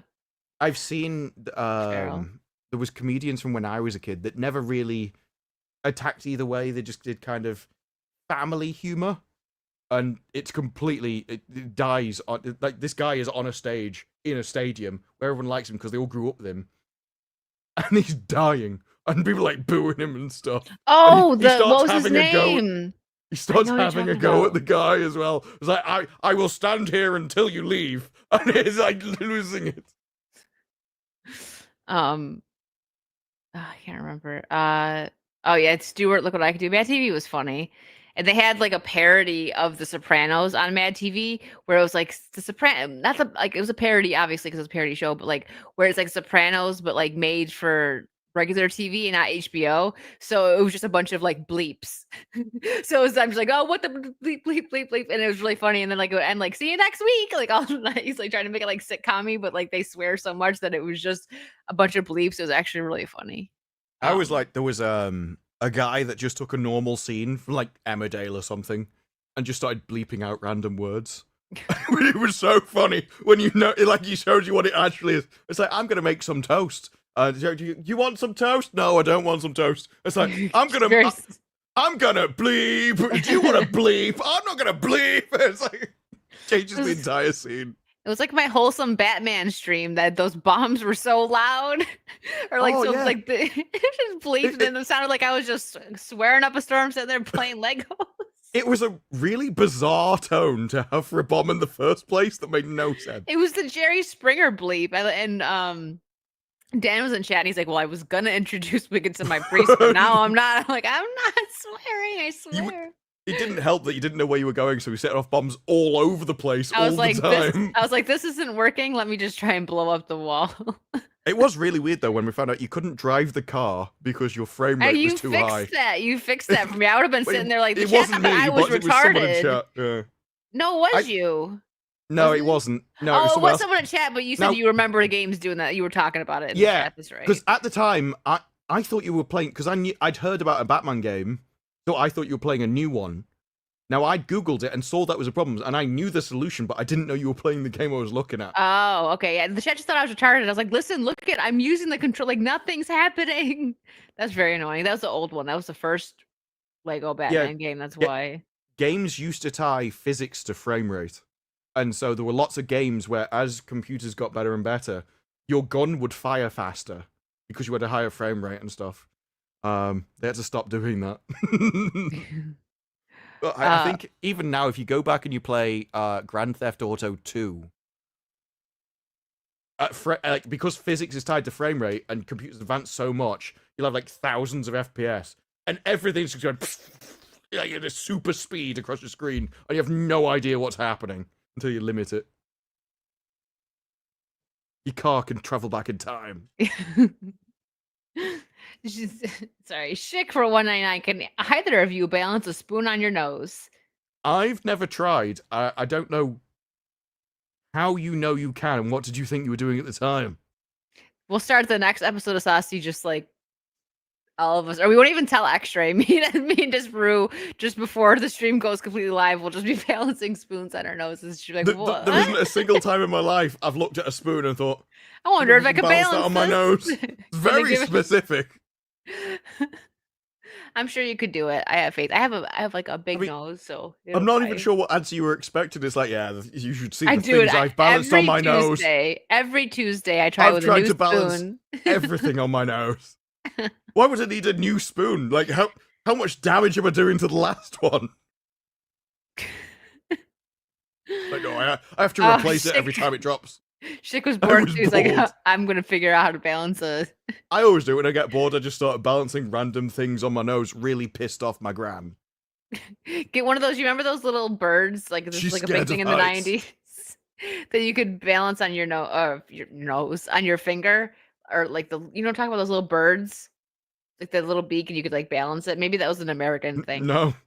Well, try to balance one of those on your nose to be funny.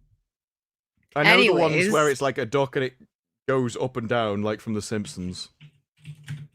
Hold on, let me see if when he worked from home and he replaced himself with a duck, a bobbing duck. These things right here. Hold on. Maybe it's not a thing in the UK, but I remember these were like big when I was a kid. I mean, we have ducks. Like it was like these things. They would come on something like this, but like you could also balance it like on your. I think I do vaguely remember that, but not. Try to balance that on your nose, Schick. Let us know how it works. If anything, the eagle. Isn't balancing those the point of it though? Like those have been specially designed to balance. That's a piece of piss. No, a spoon. That's way harder. That's way harder. Don't use a knife, whatever you do. Oh, please don't. Don't give anybody ideas. That is a US thing, yeah. I remember like the colorful ones that I had one. I loved it. Also, those I things that read you that could as spin. that's an us thing. It's like, no, it was just me and you, Wicked, that balanced We're those the on our only nose. people that know Yeah. about the balancing birds. Oh, only we would balance a bird on our nose. The good old days. I miss the balancing days. So it is that time, and I'm gonna send you guys. Thank you, Schick. We must know. I expect at least 50-word essay on how it went. I love how it's like, I'll report back. He's gonna do it. I would not be surprised. But what do you have going on? What videos are coming up? I have no idea. I released a Tron one today. There's another one that I was working on. Whether it come out or not, I don't know. It's I don't have anything planned as such. I still want to review Bride Hard. Dude, you should go Bride like review some old stuff again. If there's nothing like fun for you, just go find something random. Well, no, Bride Hard has a big fat wench, and she's like, you know how Black Widow spins around people and flips them? Well, imagine that, but a woman who's the size of 5 of her. And just that's funny. So that I saw that, I was like, I need to review this movie. And I Must never got watch around to this. it. So I definitely need to review Bride Hard. And what is it? I think it's next week. Yeah, next week is Alice in Borderland. Oh yeah, so I Looking gotta forward to that. binge that. I gotta binge that because There's- I know actually I wanted to talk about it as well. So we can. Yeah, there's a whole host of things. So there's that coming out. Then I think the day after The Savant comes out. So that'll be interesting. So it's more next week is when things will drop. You owe us that. I will do it. That's just a case of when.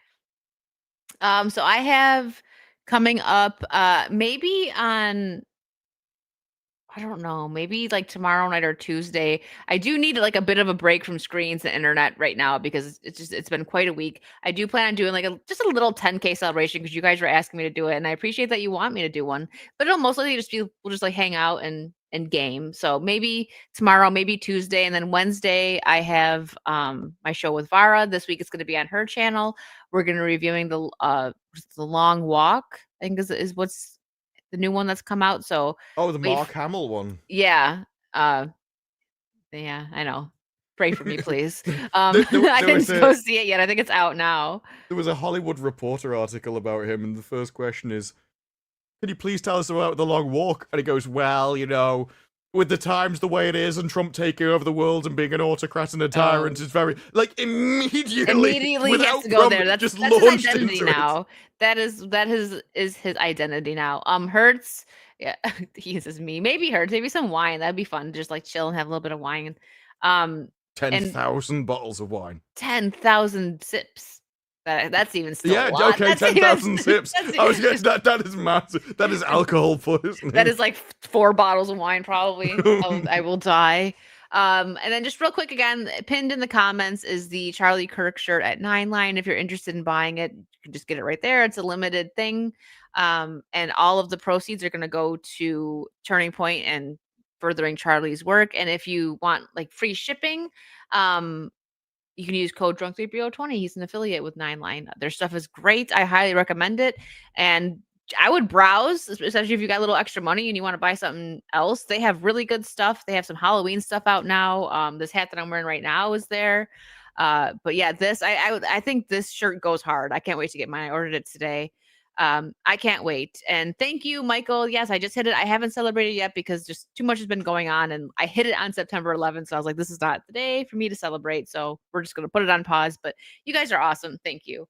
And make sure, yeah, this brew's got some stuff coming out. So wait for that. We don't know what yet. And before we do end, Jason Webster, thank you for being a member for 19 months. Breaking news, Goofy appointed the new CFO at Disney. More news at 6. Jesus Davela has been a member for 12 months, 1 year. Thank you, Jesus. Don't forget to smash the like button. Thank you so much. You guys are amazing. Go say hi to Vara. She's live right now playing something. Something. Something. That is one thing from Bride Hard. One of the characters introduces herself in the show with how much of a slag she is. And then that seems to be her entire character for 20 minutes. Wow. Well, she's playing Fighting game. Wait, is she not playing a game? Oh, yeah, she's playing Borderlands. Okay. I couldn't tell if it was something else. Okay, yeah. Go say hi to Vara, and we will see you next week. Bye. So,